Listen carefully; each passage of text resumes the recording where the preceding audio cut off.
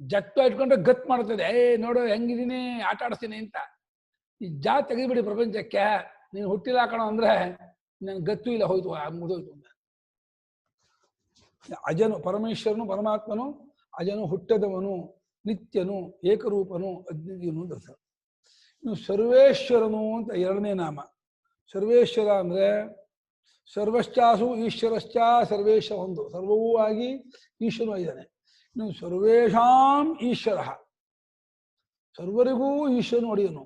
ಈ ಪರಮಾತ್ಮನನ್ನ ನಾವು ಸರ್ವೇಶ್ವರತ್ವನ ಎಷ್ಟು ಚೆನ್ನಾಗಿ ಅರ್ಥ ಮಾಡ್ಕೋತೀವೋ ಅಷ್ಟರ ಮಟ್ಟಿಗೆ ನಮ್ಮ ಅಹಂ ಅಭಿಮಾನ ತಗ್ಗತ್ತೆ. ನಾನೇನೋ ಮಾಡ್ತೀನಿ, ನಾನೇನೋ ಸಾಧಿಸ್ತೀನಿ, ನನ್ನ ಕೈಲಿ ಏನೋ ಇದೆ ಅಂತಿದೆಯಲ್ಲ, ಇದೆಲ್ಲ ಹುಚ್ಚು ಚೆನ್ನಾಗಿ ಅರ್ಥ ಆಗುತ್ತೆ. ಪರಮೇಶ್ವರನ ಸರ್ವೇಶ್ವರತ್ವವನ್ನು ಎಷ್ಟು ನಾವು ಅರ್ಥ ಮಾಡ್ಕೊಳ್ಳಲ್ವೋ ಅಷ್ಟು ನಮ್ಮ ಅಹಂ ಅಭಿಮಾನ, ಅಹಂಕಾರ ಹೆಚ್ಚಾಗತ್ತೆ.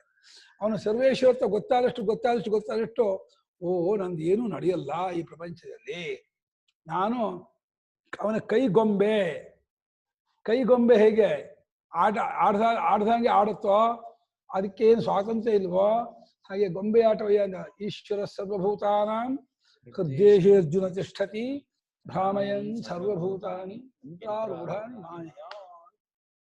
ಅವನು ಸರ್ವೇಶ್ವರನಾಗಿ ನಡೆಸ್ತಾನೆ ಅಂತ. ಅದರಿಂದ ನಾವು ಏನಕ್ಕಾದರೂ ಒಂದು ಉದ್ದೇಶ ಪಟ್ಕೊಂಡು ಒಂದು ಕೆಲಸ ಕೈ ಹಾಕಿದ್ರೆ, ಅಥವಾ ಏನಾದರೂ ಒಂದು ಮುಂದೆ ಇಂಥ ಗುರಿ ಆಗ್ಬೇಕು ಅಂತ ಅಂದ್ಕೊಂಡಿದ್ರೆ, ಅದರಲ್ಲಿ ನಾನು ಮಾಡ್ತೀನಿ, ಮುಗಿಸ್ತೀನಿ ಅನ್ನುವಂಥ ಅಭಿಮಾನ ಬಿಟ್ಕೊಂಡು ಸರ್ವೇಶ್ವರ, ಜಗದೀಶ್ವರ, ಪರಮಾತ್ಮ ಅವನು ಇದನ್ನು ನಡೆಸ್ಕೊಡ್ಬೇಕು, ಅವನ ಒಂದು ಸಾನ್ನಿಧ್ಯದಿಂದ, ಅನುಗ್ರಹದಿಂದ ಇದು ನಡೀಬೇಕು ಅನ್ನುವಂತಹ ಈ ಭಾವನೆ ಇಟ್ಕೊಂಡು ಅಭಿಮಾನ ಬಿಟ್ಟು ನೀವು ಆ ಕೆಲಸವನ್ನು ಮಾಡಿದ ಪಕ್ಷದಲ್ಲಿ ನಿಜವಾಗಿ ಕೈಗೂಡುತ್ತೆ.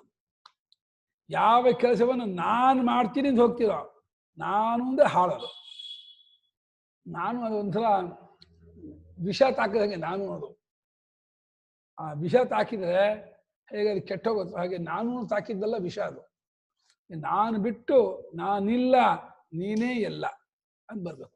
ನಾನಿಲ್ಲ ನೀನೇ ಎಲ್ಲ ಅನ್ನುವಂಥ ಭಾವ ನಮ್ಮಲ್ಲಿ ಸರ್ವದಾ ತುಡಿತಾ ಇದ್ರೆ ಅವಾಗ ಅವರ ಸರ್ವೇಶ್ವರತ್ವ ಇದು ಚೆನ್ನಾಗಿ ಪ್ರಕಟ ಆಗುತ್ತೆ. ಎಷ್ಟೆಷ್ಟು ನಾವು ಚೆನ್ನಾಗಿ ಅವನ ಸರ್ವೇಶ್ವರತ್ವವನ್ನು ಅರ್ಥ ಮಾಡ್ಕೋತೀವೋ ಅಷ್ಟಷ್ಟು ಮಟ್ಟಿಗೆ ನಮ್ಮ ಅಹಂಕಾರ, ಅಭಿಮಾನ ನಮ್ಗೆಲ್ಲವೂ ತಗ್ಗತ್ತೆ. ಓಹೋ, ಈ ಜಗತ್ತಲ್ಲಿ ನಂದೇನೂ ನಡೆಯಲ್ಲ, ಈ ಕ್ಷಣದಲ್ಲಿ ನಾನೇನೋ ಕೈ ಕಾಲು ಮಾಡ್ತಾ ಇದ್ದೀನಿ ಅಂದ್ಕೊಳ್ತೀವಿ. ಇನ್ನೊಂದು ಕ್ಷಣಕ್ಕೆ ಯಾಕೋ ಕೈ ಎತ್ತಕ್ಕೆ ಆಗ್ತಿಲ್ಲ ಕಣ್ರಿ, ಅದೇ ಹೋಯ್ತು. ಯಾವ ಕ್ಷಣಕ್ಕೆ ಕೈ ಎತ್ತಕ್ಕಾಗಲ್ಲ, ಕಾಲು ಎತ್ತಕ್ಕಾಗಲ್ಲ, ನಡೆಯಕ್ಕಾಗಲ್ಲ, ಹೇಳಕ್ಕಾಗಲ್ಲ. ಏನೋ ಅವನ ಅನುಗ್ರಹ ಇರುವವರೆಗೆ ಎತ್ತಾ ಇರ್ತೀವಿ, ನಡೀತಾ ಇರ್ತೀವಿ, ಮಾತಾಡ್ತಿರ್ತೀವಿ, ಆಗ್ತಾ ಇರುತ್ತೆ. ಪುಣ್ಯಾತ್ ಅವನು ನೀನೇ ಎಲ್ಲ ಮಾಡ್ತಿದ್ಯೋ ಅಂತ ಅವನ ಮನಸ್ಸಿಗೆ ಒಂದು ಅಮೌಂಟು ನೋಡೋಣ. ಇವಾಗ ನಾನು ನನ್ನ ಇದನ್ನು ವಿಡ್ರಾ ಮಾಡ್ಕೊಂಡ್ರೆ ಏನ್ ಮಾಡ್ತಾನೆ ನೋಡೋಣ ಅಂತ ಸ್ವಲ್ಪ ಅವನು ಡಿಸ್ಕಟ್ ಮಾಡ್ಬಿಟ್ಟ ಅಂದ್ರೆ ಕಥೆ ಮುಗೀತು. ಯಾವ ಇಂದ್ರಿಯವೂ ಏನಿಲ್ಲ, ಕಾಷ್ಟಲ್ಲಿ ಓಷ್ಟ ಸಮ ಬಿಡುತ್ತೆ. ನಾನು ಸರ್ವೇಶ್ವರ ಅಂದ್ರೆ ನಮ್ಮ ಇಂದ್ರಿಯಗಳನ್ನು ನಡೆಸುವಾತನೂ ಅವನೇ, ನಮ್ಮ ಜೀವನನೂ ನಡೆಸುವಾತನೂ ಅವನೇ, ಪ್ರಪಂಚದ ಎಲ್ಲ ಆಗು ಹೋಗೋಕ್ಕೂ ಅವನೇ ಕಾರಣ. ನಮ್ಗೆಲ್ಲ ಮುಂದೆ ನಾವು ಅಂದ್ಕೊಂಡದ್ದೆವು ಅವನ ಅಧೀನ ನಡೀತಾ ಇದೆ ಅನ್ನೋದನ್ನ ಅರ್ಥ ಮಾಡ್ಕೊಂಡು ನಾನು ನೆಪ ಮಾತ್ರಕ್ಕೆ ಇಲ್ಲಿದ್ದು ನಾನು ಮಾಡ್ತಾ ಇದ್ದೀನಿ. ಅವನ ಒಂದು ದಾಸಾನುದಾಸನಾಗಿ ಅವನ ಪ್ರೇರಣೆಯಂತೆಯೇ ಏನೋ ಒಂದು ಮಾಡ್ತೀನಿ. ಅದು ಆಗೋದು ಬಿಡೋದು ಅವನ ಇಚ್ಛೆ ಅಂತ ಅನ್ಕೊಂಡು ಮಾಡ್ತಾ ಹೋದ್ರೆ ಅವನಿಗೆ ಯಾವುದೇ ಒಂದು ಇದಾಗಲ್ಲ. ಆಗಲಿಲ್ಲ ಅಂತ ದುಃಖ ಆಗಲ್ಲ, ಆಯ್ತು ಅಂತ ಸಂತೋಷವೂ ಆಗಲ್ಲ. ಎರಡಕ್ಕೂ ಅವನು ಇದಾಗ್ಬಿಡ್ತಾನೆ, ಹೊರಗಾಗ್ಬಿಡ್ತಾನೆ. ಇಲ್ಲ ನಾನು ಮಾಡ್ತೀನಿ ನನಗಾಗತ್ತೆ ಅನ್ಕೊಂಡು ಹೋದ್ರೆ ಆಗ್ಲಿಲ್ಲ ಅಂದ್ರೆ ದುಃಖ ಆಗತ್ತೆ, ಕೋಪ ಬರುತ್ತೆ, ದ್ವೇಷ ಬರುತ್ತೆ, ಏನೇನೋ ಸೈಡ್ ಎಫೆಕ್ಟ್ ತುಂಬಾ. ಆ ನಾನು ಅನ್ನೋದಕ್ಕೆ ಸೈಡ್ ಎಫೆಕ್ಟ್ ಸಿಕ್ಕಾಪಟ್ಟೆ ಇದೆ. ಎಲ್ಲ ಯಾರ್ಯಾರನ್ನೋ ಬೈದ್ಬಿಡ್ತಾನೆ, ತಾನು ಮಾಡುವ ಕೆಲಸ ಆಗದೆ ಇದಕ್ಕೆ ಇನ್ಯಾರನ್ನೋ ಗುರಿ ಮಾಡ್ಬಿಡ್ತಾನೆ, ಯಾರನ್ನೋ ತಪ್ಪು ಅವನು ಬೈದ್ಬಿಡ್ತಾನೆ. ನನ್ ತಪ್ಪು, ನಂಗಾಗ್ಲಿಲ್ಲ, ಮಾಡಲಿಲ್ಲ, ನಾನು ಅನ್ಕೊಂಡದ್ದೇ ತಪ್ಪು, ಅಲ್ಲಿಂದ ಶುರು ಮಾಡ್ಕೊಳ್ಳಲ್ಲ ಅವನು. ಒಂದು ನಾನ್ ಸರಿ, ನಂದು ಸರಿ ಅನ್ನೋ ಆ ಹಠ ಇದೆಯಲ್ಲ, ಅದು ಮನುಷ್ಯನಿಗೆ ಮಾಡುತ್ತೆ. ಹಾಗಾಗಿ ಪರಮೇಶ್ವರನ ಸರ್ವೇಶ್ವರತ್ವವನ್ನು ಚೆನ್ನಾಗಿ ಅರ್ಥ ಮಾಡಿಕೊಂಡು ನಾವು ಜೀವನವನ್ನು ನಡೆಸಿದ್ದ ಪಕ್ಷದಲ್ಲಿ ನಮ್ಮ ಜೀವನ ಹತ್ತಿಯಂತೆ ಆಗ್ಬಿಡುತ್ತೆ. ನಾನ್ ಮಾಡ್ತೀನಿ ಅಂತ ಹೋದ್ರೆ ನಿಮ್ ತಲೆ ಮೇಲೆ ಬೆಟ್ಟ ಕೂತ್ಕೊಂಡಂಗೆ, ಬೆಟ್ಟ ಹಚ್ಕೊಂಡು ನೀವು ವ್ಯವಹಾರ ಮಾಡ್ಬೇಕು. ಹಾಗಾಗಿ ಪರಮೇಶ್ವರ ಸರ್ವೇಶ್ವರ, ಅವನು ಸರ್ವೇಶ್ವರ, ಜಗದೀಶ್ವರ ಅನ್ನೋದನ್ನ ಅರ್ಥ ಮಾಡ್ಕೊಂಡು ಅವನ ಒಂದು ಇದರಂತೆ ದಾಸಾನುದಾಸನಾಗಿ, ಪ್ರೇರಕನಾಗಿ ನಾನು ಏನೋ ಒಂದು ಮಾಡ್ತಾ ಹೋಗ್ತೀನಿ. ನಾನು ಮಾಡ್ತೀನಿ ಅನ್ನೋದು ತಪ್ಪು, ಅವನಿಂದ ನಡೀತಾ ಇದೆ ಅಂದ್ಕೊಂಡು ವಾಪಸ್ತಾ ಹೋಗ್ತೀನಿ. ಇನ್ನು ಸ್ವಯಂ ಸಿದ್ಧ ಅವನು. ಸಿದ್ಧ ಅನ್ನೋ ಎರಡು ಅರ್ಥದಲ್ಲಿ ಸಿದ್ಧ ಅವನು. ಅವನು ಪ್ರಮಾಣಗಳಿಂದ ಸಾಧಿಸಬೇಕಾದವನಲ್ಲ, ನಿತ್ಯನು ಅಂತ ಅರ್ಥ. ಸಿದ್ಧನು ಅಂದ್ರೆ ಎಲ್ಲಕ್ಕೂ ರೆಡಿ ಅವನು, ಯಾವ ಕ್ಷಣದಲ್ಲಿ ಏನ್ ಮಾಡಬೇಕು ಅವನು ತಯಾರವನು. ಅವನಿಗೆ ನಾವು ಏನೋ ಒಂದನ್ನ ಅವನಿಗೆ ಮನೆ ಕಟ್ಟಬೇಕು ಅಂತಂದ್ರೆ ದುಡ್ಡು ಇಟ್ಕೋಬೇಕು, ಮೇಸ್ತಿ ಇಟ್ಕೋಬೇಕು, ಸಿಮೆಂಟ್ ತರಬೇಕು, ಇಟ್ಕೆ ಮರಳು ಸೀಗಲ್ಬೇಕು, 3-8 ಸಾಮಗ್ರಿಗಳು ಬೇಕು ಬಿಡಬೇಕು. ಅವನಿಗೆ ಯಾವುದಕ್ಕೂ ಯಾವುದು ಬೇಡ, ಏನ್ ಮಾಡ್ಬೇಕು ಮಾಡೋದಕ್ಕೂ ಅವನಿಗೆ ಅವನು ಸಿದ್ಧ. ಅವನು ಅಂದು ಕಾಲಾತೀತನಾಗಿ ಸರ್ವಜ್ಞನಾಗಿ ಸರ್ವಶಕ್ತನಾದ್ದರಿಂದ ಅವನು ಎಲ್ಲವನ್ನೂ ತನ್ನ ನಿತ್ಯ ವರ್ತಮಾನ ಕಾಲ ಇಟ್ಕೊಂಡ್ಬಿಟ್ಟಿದ್ದಾನೆ. ಯಾವುದಕ್ಕೂ ಅವನು ತಯಾರಾದವನು, ರೆಡಿ ಆದವನು ಅಂತ. ಇನ್ನು ಸಿದ್ಧನು ಅಂದ್ರೆ ಪ್ರಮಾಣಗಳನ್ನ ಅವನು ಸಾಧಿಸಬೇಕಾಗೇ ಇಲ್ಲ. ಯಾವುದು ಪ್ರಮಾಣಕ್ಕೆ ಹೊರಚಾಗಿದೆಯೋ ಅದನ್ನು ಪ್ರಮಾಣದಿಂದ ಸಾಧಿಸಬೇಕು. ಪ್ರಮಾಣಕ್ಕೂ ಪೂರ್ವದಲ್ಲಿದ್ದಾನೆ, ಪ್ರಮಾಣಕ್ಕೂ ಸಾಕ್ಷಿಯಾಗಿದ್ದಾನೆ, ಪ್ರಮಾಣಗಳನ್ನು ನಡೆಸುವಾತನಾಗಿದ್ದಾನೆ. ಅವನಂತೆ ಪ್ರಮಾಣದಿಂದ ಸಿದ್ಧಪಡಿಸ್ತೀರ ಅವನನ್ನ? ಸಿದ್ಧನಲ್ಲ, ಅವನು ಸಾಧ್ಯನಲ್ಲ, ಅವನು ಸಿದ್ಧನೇ, ಸಾಧಿಸಬೇಕಾಗಿಲ್ಲ, ಸಾಧಿಸೋಕ್ಕಾಗೋದಿಲ್ಲ ಅಂತ ಅರ್ಥ. ಸಿದ್ಧನು ಅಂದ್ರೆ ಯಾವಾಗಲೂ ಇರೋವನು ಮತ್ತು ಪ್ರಮಾಣದ ಹಂಗಿಲ್ಲದೆ ಇರೋವನು ಮತ್ತು ಎಲ್ಲದಕ್ಕೂ ರೆಡಿಯಾಗಿದ್ದವು. ನಾವು ಇವಾಗ ಸಿದ್ಧ, ಏನೋ ಕೆಲಸ ಸ್ವಲ್ಪ ತಡೀರಿ, ನಾವು ಏನೋ ಮಾಡ್ತಾ ಇದ್ದೀನಿ ಅಂತಂದ್ವಿ. ಹೌದು ಮಾಡಬಾರ್ದ್ಮೇಲೆ ಈಗ ನಾನು ರೆಡಿಯಾಗಿದ್ದೀನಿ ಹೇಳಿ ಏನು ಮಾಡಬೇಕು ಅಂತ ನಾವು ಸಿದ್ಧ ಅಂತ ಅಂತೀವಲ್ಲ. ನಾವು ಯಾವುದೋ ಒಂದು ಕಾಲದಲ್ಲಿ ಒಂದೇ ಸಿದ್ಧ ಅಂತ ಅಂತೀವಿ. ಅವನು ನಿತ್ಯ ಸಿದ್ಧ. ಅವನು ಯಾವುದಕ್ಕೂ ಏನನ್ನು ಯಾರನ್ನು ಕೇಳಬೇಕಾಗಿಲ್ಲ, ಅವನು ನಿತ್ಯ ಸಿದ್ಧ. ಇನ್ನು ಸಿದ್ಧಿನೂ ಅವನಲ್ಲೇ ಇದೆ. ಸಿದ್ಧಿ ಅಂದ್ರೆ ಅಣಿಮಾದಿ ಸಿದ್ಧಿಗಳು ಅಂತ ಏನಿದೆ, ಯಾವ ಯೋಗಿಗಳಿಗೆ ಏನು ಬರಬೇಕಾದ್ರೂ ಈಶ್ವರಾನುಗ್ರಹದಿಂದಲೇ ಅವ್ರು ಬರಬೇಕು. ಚಂಡಕೌಶಿಕರಿಗೆ, ವೃದ್ಧಚ್ಛತ್ತ ರಾಜನಿಗೆ ಮಾವಿನ ಹಣ್ಣು ಕೊಡೋದಕ್ಕೆ ಅವ್ರಿಗೆ ಒಂದು ಸಿದ್ಧಿ ಇತ್ತು. ಏನ್ ಸಿದ್ಧಿ ಇತ್ತು? ಅವರು ಆ ವೃದ್ಧಚ್ಛತ್ತ ರಾಜ ಬಂದು ಭಾರಿ ಸೇವೆ ಮಾಡ್ಬಿಡ್ತಾನೆ ಆ ಚಂಡಕೌಶಿಕ ಋಷಿಗೆ. ಸೇವೆ ಮಾಡಿದಾಗ ಇನ್ನು ರಾಜನ ಒಂದು ಪುರಸ್ಕಾರ ಮರ್ಯಾದೆ ಸೇವೆಯಿಂದ ಕೇಳ್ಬೇಕಾ, ಆ ಋಷಿಗಳು ತುಂಬಾ ಸುಪ್ರೀತರಾಗ್ಬಿಡ್ತಾರೆ. ಏನಾಗಬೇಕಪ್ಪ ಹೇಳಪ್ಪ, ನಂಗೆ ಇಷ್ಟೆಲ್ಲ ಮಾಡಿದೆಯಲ್ಲ ಅಂತ ಅಂದು ಕೂಡ್ಲೇನೆ ನನಗೆ ಅದೇ ಕಾಯ್ತಿದ್ದ ಇದಂದಿಂದ. ಮಹರ್ಷಿಗಳೇ, ಇಬ್ಬರು ಪತ್ನಿ ಇದ್ದಾರೆ, ಇಬ್ಬರು ಪತ್ನಿ ಅಂತ ಹೇಳಿಲ್ಲ, ನನಗೆ ಮಕ್ಕಳಿಲ್ದೇನೆ ಕಾಡ್ತಾ ಇದೆ ನನ್ನ ಮನಸ್ಸು, ಬಹಳ ವರ್ಷದಿಂದ ಮಕ್ಕಳಿಗೆ ಒದ್ದಾಡ್ತಾ ಇದ್ದೀನಿ, ತಾವು ಆಶೀರ್ವಾದ ಮಾಡಿ ನನಗೆ ಮಕ್ಕಳನ್ನ ಹಾಗೆ ಅನುಗ್ರಹ ಮಾಡಬೇಕು, ಆಶೀರ್ವಾದ ಮಾಡಬೇಕು ಅಂತ. ಹೌದಾ ಅಂದು ಒಂದು ಕ್ಷಣ ಅಂತರ್ಮುಖರಾಗಿ ಪರಮೇಶ್ವರ ಧ್ಯಾನ ಮಾಡಿ ಹೀಗಂದ್ರಪ್ಪ. ಒಂದು ಮಾವಿನ ಹಣ್ಣು ಬಂತು, ಕೊಡು ನಿನ್ನ ಹೆಂಡತಿಗೆ ಮಕ್ಕಳಾಗತ್ತೆ ಅಂದ್ರು. ಹೀಗಂದಿದ್ದಕ್ಕೆ ಕೈ ಮೇಲೆ ಮಾವಿನ ಹಣ್ಣು ಬೆಳಿಬೇಕಾದ್ರೆ ಅವನಿಗೆ ಆ ಶಕ್ತಿ ಎಲ್ಲಿದೆ ಬಂತು? ಆ ಕೌಶಿಕ ಬ್ರಾಹ್ಮಣ ತಂದೆ ತಾಯಿಯನ್ನು ಬಿಟ್ಟು, ವೃದ್ಧ ತಂದೆ ಬಿಟ್ಟು ಒಂದು ಮರಗಳಿಗೆ ತಪಸ್ ಮಾಡ್ತಾ ಕೂತ್ಕೊಂಡಿದ್ದಾಗ ಅವನ ಮೇಲೆ ಒಂದು ಪಕ್ಷಿ ಮಲಮೂತ್ರ ವಿಸರ್ಜನೆ ಮಾಡಿದಾಗ ಸುಟ್ಟಾಗಿ ಹೀಗೆ ನೋಡ್ಕೊಳ್ಳೇನೆ ಸುಟ್ಟೋಯ್ತಲ್ಲ. ಆ ಸಿದ್ಧಿ ಯಾರಿಂದ ಬಂದಿದ್ದ ಅವನಿಗೆ? ನನ್ನ ತಪಸ್ಸು ನಾನು ಮಾಡ್ಕೊಂಡೆ, ನಾನು ಗೊತ್ತಿಲ್ಲ. ಎಲ್ಲಕ್ಕೂ ಮೂಲ ಅವನೇ, ತಪಸ್ಸಿಗೂ ಮೂಲ ಅವನೇ. ಸರ್ವೇ ವೇದಾಹ ಯತ್ಪದಮಾಮನಂತಿ ತಪಾಂಸಿ ಸರ್ವಾಣಿ ಚ ಯದ್ವದಂತಿ ಯದಿಚ್ಛಂತೋ ಬ್ರಹ್ಮಚರ್ಯಂಚರಂತಿ. ಹಾಗಾಗಿ ತಪಸ್ಸಿಗೂ ಮೂಲ, ಮಂತ್ರಕ್ಕೂ ಮೂಲ, ವೇದಕ್ಕೂ ಮೂಲ, ವ್ರತಕ್ಕೂ ಎಲ್ಲ ಮೂಲ. ಸಮಸ್ತ ಸಿದ್ಧಿಯು ಯಾರಿಗಾದ್ರು ಎಲ್ಲಾದ್ರು ದೇವತೆಗಳಿಗೆ ಅಡಿಮಾನ ಸಿದ್ಧಿ ಆಗಬೇಕಾದ್ರು, ಗಂಧರ್ವರು ಕಿನ್ನರು ಸಮಸ್ತರಿಗೂ ಸಿದ್ಧಿ ಇವನಿಂದಲೇ ಆಗೋದು. ಅದೇ ಸಿದ್ಧಿ ಸ್ವರೂಪ ಇವನು. ಹೇಗೆ ಯಜ್ಞೇಶ್ವರ ಉಷ್ಟ ಸ್ವರೂಪವೋ, ಸಕ್ಕರೆ ಸಿಹಿ ಸ್ವರೂಪವೋ, ಪರಮೇಶ್ವರ ಸಕಲ ಸಿದ್ಧಿ ಸ್ವರೂಪ ಅವನು. ಎಲ್ಲ ಸಿದ್ಧಿ ಇದೆ. ಹಾಗಾಗಿ ನಮ್ಗೆ ಏನೇ ಕಷ್ಟ ಕಾರ್ಪಣ್ಯ ತೊಂದರೆ ಜೀವನದಲ್ಲಿ ಬಂದ್ರೆ ಯಾರು ಕಾಲು ಹೊಡಿಬೇಕಾಗಿಲ್ಲ. ನಮ್ಮ ಸ್ವಾಮಿ ಇದ್ದಾನೆ, ಒಂದು 1/4 ಗಂಟೆ ಅರ್ಧ ಗಂಟೆ ಹೋಗ್ಬಿಟ್ಟು, ಪರಮೇಶ್ವರ ನನಗೆ ಈ ರೀತಿ ಆಗಿದೆ, ನಾನು ನಿನ್ನ ಮಗ, ನಾನು ನಿನ್ನ ಮಗಳು, ನನ್ನನ್ನು ಅನುಗ್ರಹ ಮಾಡು, ನನಗೆ ಈ ರೀತಿ ಒಂದು ಅಂಗಲಾಶಿ ಬೇಡಿ ಪ್ರೇಮದಿಂದ ಒಂದು ಅರ್ಧ ಗಂಟೆ ಸ್ತೋತ್ರ ಹೇಳಿಬಿಟ್ಟು ನೀವು ಹೊರಗೆ ಬನ್ನಿ, ನಿಮ್ ಕೆಲಸ ಆಯ್ತು ದರ್ಶ. ಹಾಗಿಲ್ಲದೆ ನೀವು ಏನೇ ಅನ್ಕೊಂಡು ಮಾಡಿ ಟಿಪ್ಪಲ್ಲಾಗ ಹೊಡೆದ್ರೆ ಆಗೋದಿಲ್ಲ. ನಾನು ಅಂದ್ಕೊಂಡು ಮಾಡಿ ಅದು ಕೆಲಸ ಆಗೋಲ್ಲ. ಬೇರೆ ಪರೀಕ್ಷೆ ಮಾಡಿ ನೋಡಿ, ಏನಾದ್ರು ಒಂದು ಕೆಲಸ ಆಗ್ಬೇಕು ಅಂತ ಮಾಡೋ ಆಗದೆ ಇದ್ದಾಗ ಆಗಲ್ಲ ಸರಿ ಅಂದ್ಬಿಟ್ಟು ಹೊಸಬಿಟ್ಟು ಒಂದು ರೂಮಲ್ಲೋ ಒಂದೆಲ್ಲ ಏಕಾಂತ ಕೂತ್ಕೊಂಡ್ಬಿಟ್ಟು ಆ ಇಷ್ಟ ದೇವತೆ ಆರಾಧ್ಯ ದೇವರನ್ನ ಪ್ರೇಮದಿಂದ ನಿಮ್ಮ ತನ್ನನ್ನು ಪೂರ್ತಿ ಒಪ್ಪಿಸ್ಕೊಂಡು ಪೂರ್ತಿ ಅವನ ಶರಣಾಗತಿಯಾಗಿ ಅವರನ್ನ ಒಂದು ಅರ್ಧ ಗಂಟೆ ಸ್ತುತಿಸಿರಿ. ಅವಾಗ ನೋಡಿ ಅಲ್ಲಿ 2 ಫಲ. ಅಲ್ಲಿ ಅಕಸ್ಮಾತ್ ಅವನಿಂದ ಆ ಫಲವಾಗದೆ ಹೋದ್ರೆ ನಿಮ್ಗೆ ಬೇಜಾರಾಗಲ್ಲ. ಓ ಪರಮೇಶ್ವರನಿಗೆ ನಂಗೆ ಅದಾದ್ರೆ ಒಳ್ಳೇದಲ್ಲ ಅಂತ ಈ ರೀತಿ ಅಂದಿದೆ, ಅದಕ್ಕೆ ಅದು ಮಾಡಿಲ್ಲ ಆ ಸಮಾಧಾನ ಮಾಡ್ಕೊಳ್ತಾನೆ. ಅದ ಇಲ್ಲಿ ನಾನು ಅಂದ್ಕೊಂಡು ಮಾಡಿರ್ತಾನಲ್ಲ, ಅವನಿಗೆ ಅದು ಕೈಗೂಡದೆ ಹೋದ್ರೆ ಸಿಟ್ಟು ಬರುತ್ತೆ. ಆದರೆ ಪರಮೇಶ್ವರನನ್ನ ಆರಾಧನೆ ಮಾಡಿದಾಗ ಅವನ ಮನಸ್ಸಿಗೆ ಒಂದು ಪ್ರಸನ್ನತೆ, ಒಂದು ಸಮಾಧಾನ ಬಂದಾಗ ಅದರಿಂದ 199 ಆಗೇ ಆಗುತ್ತೆ ಇಷ್ಟಾರ್ಥ. ಅಕಸ್ಮಾತ್ ಅದೇನೋ ಆಗಲಿಲ್ಲ ಅಂದ್ರೆ ಬಹುಶಃ ಪರಮೇಶ್ವರನ ಮನಸ್ಸಿನ ನಂಗೆ ಅದು ಆದ್ರೆ ಅದು ಕೆಡಕು, ನಂಗೆ ಅದು ತೊಂದರೆ, ಅದಕ್ಕೆ ಅದು ಆಗಿಲ್ಲ ಅಂತ ಹೇಳಿ ಇವನಿಗೆ ಅರ್ಥ ಆಗ್ಬಿಡುತ್ತೆ. ಇವನೇ ಸಮಾಧಾನ ಮಾಡ್ಕೊಂಡ್ಬಿಡ್ತಾನೆ, ಓಹೋ ನಂಗೆ ಅದು ಆಗ್ಬಾರ್ದು ಅಂತ. ಇದು ಬಹಳ ನಡೆದಿರುವಂತಹ ಕಥೆಗಳು. ಹಾಗಾಗಿ ಅವನು ಸಿದ್ಧಿ. ಇನ್ನೊಂದು ಸರ್ವಾದಿ, ಸರ್ವೇಶಾಂ ಆದಿ, ಸರ್ವಾದಿ, ಇಡೀ ದೇವಾದಿ ದೇವತೆಗಳಿಗೂ ಆದಿಯೋ, ವಿಶ್ವಕ್ಕೆ ಆದಿಯೋ. ಅರ್ವಾಗ್ದೇವಾ ಅಸ್ಯ ವಿಸರ್ಜನಾಯ. ದೇವತೆಗಳು ಕೂಡ ಆಮೇಲೆ ಬಂದವರು. ದೇವತೆಗಳು ಕೂಡ ಈ ಸೃಷ್ಟಿ ವಿಚಾರ, ಆ ಪರಮಾತ್ಮ ಏನು ಗೊತ್ತಾಗೋದು.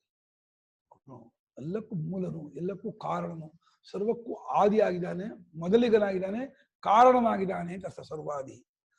ಇನ್ನೊಂದು ಅಚ್ಯುತನು ಅವನು. ಅಚ್ಯುತ, ಚ್ಯುತ ಅಂದ್ರೆ ಜಾರಿದವನು ಅಂತ. ಅಚ್ಯುತ ಅಂದ್ರೆ ಜಾರದವನು, ತನ್ನ ಸ್ವರೂಪದಿಂದ ಜಾರಿಲ್ಲ ಅಂತ. ಅವನಿಗೆ ಅವತಾರ ನಾವು ಅಂತೀವಲ್ಲ, ರಾಮಾವತಾರ, ಕೃಷ್ಣಾವತಾರ, ನರಸಿಂಹಾವತಾರ ಅಂತ. ಅವತಾರ ಅಂದ್ರೆ ಇಳಿಯೋದು ಅಂತ. ಆದರೆ ಅವನಿಗೆ ಆಗಲೂ ತನ್ನ ಮೂಲ ರೂಪದ ಪರಿಚಯ ಇದ್ದೇ ಇರುತ್ತೆ, ಗೊತ್ತೇ ಇರುತ್ತೆ. ಅವನು ಮರ್ತೇ ಇರಲ್ಲ, ನನಗೆ ಗೊತ್ತು. ಅಜೋಪಿ ಸಂವ್ಯಯಾತ್ಮ ಭೂತಾನಾಮೀಶ. ಭಗವಂತ ಹೇಳ್ತಾನೆ, ಅರ್ಜುನ ನನ್ನನ್ನ ಮನುಷ್ಯ ಅಂತ ನಂಬಿಟ್ಟು ಅವಜಾನಂತಿ ಮಾಂ ಮೂಢಾಹ ಮಾನುಷೀಂ ತನುಮಾಶ್ರಿತಂ. ಮೂಢರು, ಅವಿವೇಕಿಗಳು ಕೃಷ್ಣನು ನಮ್ಮ ಹಾಗೆ ಶರೀರವುಳ್ಳವನು, ಅವನು ಗರ್ಭವಾಸ ಮಾಡಿ ಹುಟ್ಟಿ ಬಂದವನು, ಅವನಿಗೂ ಕೂಡ ಹೆಂಡತಿ ಮಕ್ಕಳು ಸಂಸಾರ ಇದೆ, ಅವನಿಗೂ ಕೂಡ ಕರ್ತವ್ಯ ಇದೆ ಅಂತ ಹೇಳಿ ತಿಳ್ಕೊಂಡಿದ್ದಾರೆ. ಇದೇ ನನ್ನನ್ನು ಅವಮಾನ ಮಾಡಿರೋದು. ನನ್ನ ತತ್ವ ಅವರಿಗೆ ಗೊತ್ತಿಲ್ಲ, ನನ್ನ ತತ್ವ ಅವರಿಗೂ ಆತ್ಮನಾಗಿ ನಾನು ಎಂದೆಂದಿಗೂ ಹುಟ್ಟದವನು, ಅವ್ಯಯಾತ್ಮನು, ಅಜೋಪಿಸನ್ ಅವ್ಯಯಾತ್ಮ. ಆಮೇಲೆ ಭೂತಗಳಿಗೆಲ್ಲ ಈಶ್ವರನು, ಒಡೆಯನಾಗಿರ್ತಕ್ಕವನು ಅಂತ ಹೇಳಿ ಆ ರೀತಿ ಹೇಳ್ಕೊಂಡು ಎಂದೆಂದಿಗೂ ಚ್ಯುತನಾಗದವನು, ಅಚ್ಯುತನಾಗಿರ್ತಕ್ಕವನು. ಅಚ್ಯುತ ಅಂತ ಪರಮಾತ್ಮನಿಗೆ ಅನ್ವರ್ಥ ನಾಮ, ಸ್ವರೂಪ ನಾಮ ಅದು. ಆ ಸ್ವರೂಪಕ್ಕೆ ಬದಲಾವಣೆ ಇಲ್ಲ. ಅವನ ಸಚ್ಚಿದಾನಂದ ಸ್ವರೂಪವನ್ನ ಎಂದಿಗೂ ಮಾರ್ಪಡಿಸ್ಕೊಳ್ಳಲ್ಲ, ಅದು ಬೇರ್ಪಡೋದಿಲ್ಲ ಅದು. ಇಲ್ಲಿಗೆ 100 ನಾಮ ಆಯ್ತು. ವಿಶ್ವಂಬಿಟ್ಟು ಹೇಳ್ಕ ಅಲ್ಲಿ ಆರಂಭ ಆಗಿ ಅಚ್ಯುತಃ ಎಂಬುದಕ್ಕೆ 100 ನಾಮ ಆಗತ್ತೆ. ಆಮೇಲೆ ವೃಷಾಕಪಿಹಿ 101ನೇ ನಾಮ. ವೃಷಾಕಪಿ ಅಂತ ಇನ್ನೊಂದು ಹೆಸರು. ವೃಷಾಕಪಿ ಅಂದ್ರೆ ಬಹಳ ರಹಸ್ಯವಾದ, ಇದು ಗೊತ್ತಾಗಲ್ಲ ಜನರಿಗೆ. ಏನಿದು ವೃಷ ಅಂತಂದ್ರೆ ವರುಷನಾದ ವೃಷಃ ಅಂತ, ಮಳೆಗರಿಯುವನು ಅಂತ. ಮಳೆಗರಿಯುವನು ಮತ್ತು ಕಂ ಪಾತೀತಿ ಕಪಿಹಿತ, ನೀರಲ್ಲಿ ಬಿದ್ದಂತ ಕಾಪಾಡುವನು ಅಂತ. ಒಮ್ಮೆ ಭೂಮಿ ನೀರು ಮುಳುಗೋಗ್ಬಿಟ್ಟಿತ್ತು. ಆ ಪರಮಾತ್ಮ ವರಾಹಾವತಾರ ಮಾಡಿ ನೀರಲ್ಲಿ ಮುದ್ದೆ ಭೂಮಿನ ಎತ್ತಿದ. ಹಂಗೆ ವೃಷಾಕಪಿ ಅಂತ ಹೆಸರು ಬಂತವನಿಗೆ. ನೀರಲ್ಲಿ ಬಿದ್ದ ವೃಷ ಅಂದ್ರೆ ವರುಷಣದಿಂದ, ಮಳೆಗಾಲದಿಂದ ನೀರುಂಟಾಗಿ ನೀರಿನಲ್ಲಿ ಮುಳುಗೋದಂತಹ ಭೂಮಿ ಎತ್ತಿದವನು ಒಂದು ಅರ್ಥ. ಇನ್ನೊಂದು ವೃಷ ಅಂದ್ರೆ ಧರ್ಮಕ್ಕೂ ವೃಷ ಅಂತ ಹೆಸರು. ವೃಷಾ ಸೋಮದ್ಯುಮಾ ವಾಸಿ ವೃಷಾ ದೇವ ವೃಷೌರದಃ ವೃಷಾ ಧರ್ಮಾಣಿ ದದಿಶೆ. ವೃಷ ಅಂದ್ರೆ ಶ್ರೇಷ್ಠನು, ಧರ್ಮರೂಪನು ಅಂತ ಅರ್ಥ. ಅದಕ್ಕೆ ಧರ್ಮರೂಪ. ಕಪಿಹಿದೆ ಪ್ರಧಾನನು ಅಂತ ಅರ್ಥ. ನಾವು ಕಪಿಯಿಂದ ಕೋತಿ ಅಂತ ಅರ್ಥ ಮಾಡ್ತೀವಿ, ಕಪಿಯಿಂದ ಮಂಗ, ಕೋತಿ ಅಂತ. ಆದ್ರೆ ಕಪಿ ಶಬ್ದಕ್ಕೆ ಅರ್ಥ ಶ್ರೇಷ್ಠ ಅನ್ನೋ ಅರ್ಥವೂ ಇದೆ. ಧರ್ಮಕ್ಕೆ ಪ್ರಧಾನನು, ಧರ್ಮಕ್ಕೆ ಶ್ರೇಷ್ಠನು, ಧರ್ಮಕ್ಕೆ ಮೂಲನು ಅಂತ. ಛಾಂದೋಗ್ಯೋಪನಿಷತ್ತಿನಲ್ಲಿ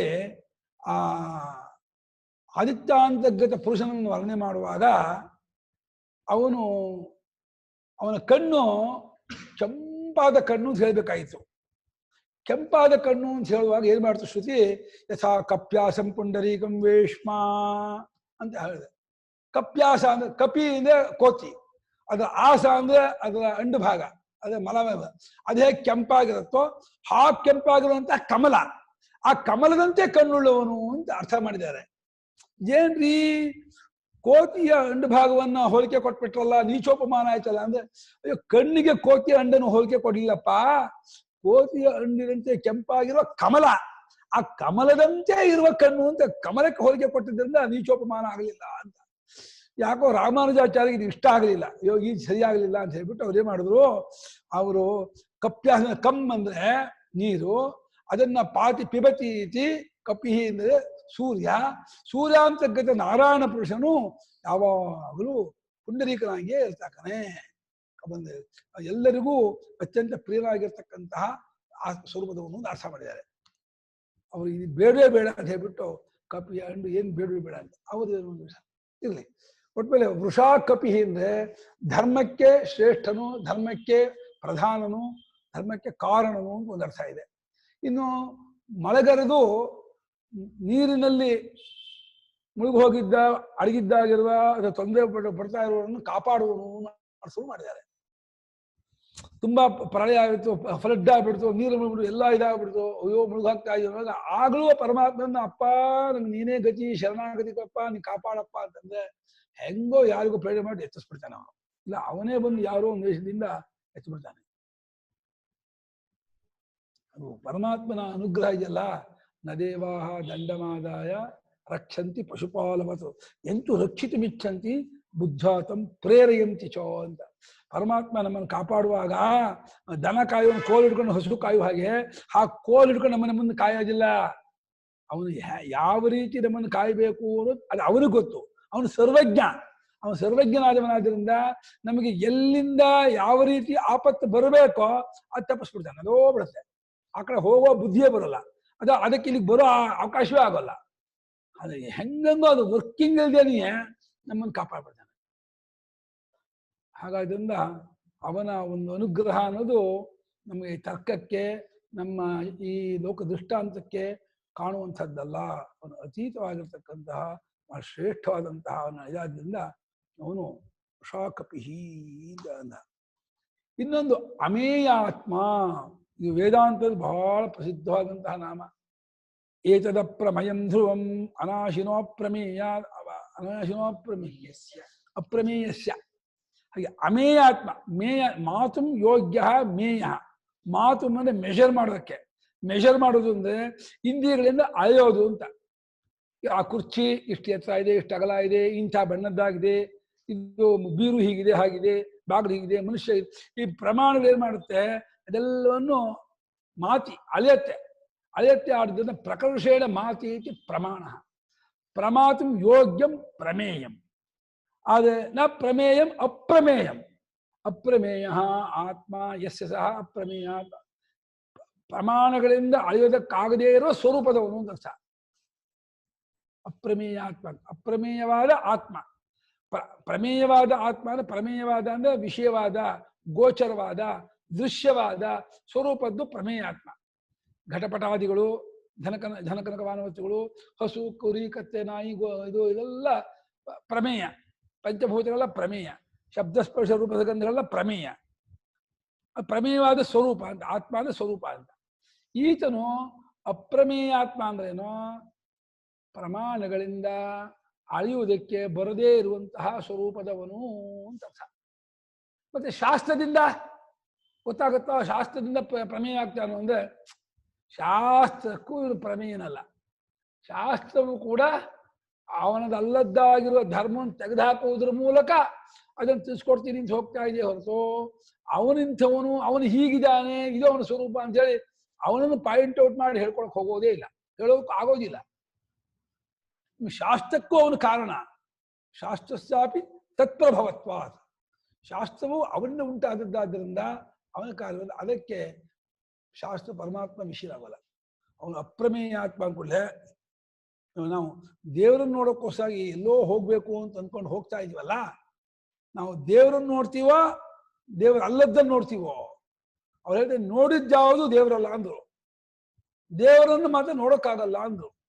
ಮತ್ತೆ ದೇವ್ರು ನೋಡಕ್ ಹೋಗ್ತೀವಿ ಅಂತೀರಲ್ಲ, ಅಂದ್ರೆ ಅದು ಭಾವನಾತ್ಮಕ ದೇವರು ಕಟ್ರೆ. ನೀವು ಹೇಳುವಂತಹ ಪರಮಾರ್ಥವಾದ ನಿರ್ಗುಣ ನಿರಾಕಾರವಾದ ನಿರ್ವಿಶೇಷ ತತ್ವ ಅಲ್ಲ. ನಾವುಗಳು ಒಂದು ಭಾವನಾ ಕೇಂದ್ರ, ಶ್ರದ್ಧಾ ಕೇಂದ್ರ ಮಾಡ್ಕೊಂಡಿದೀವಿ.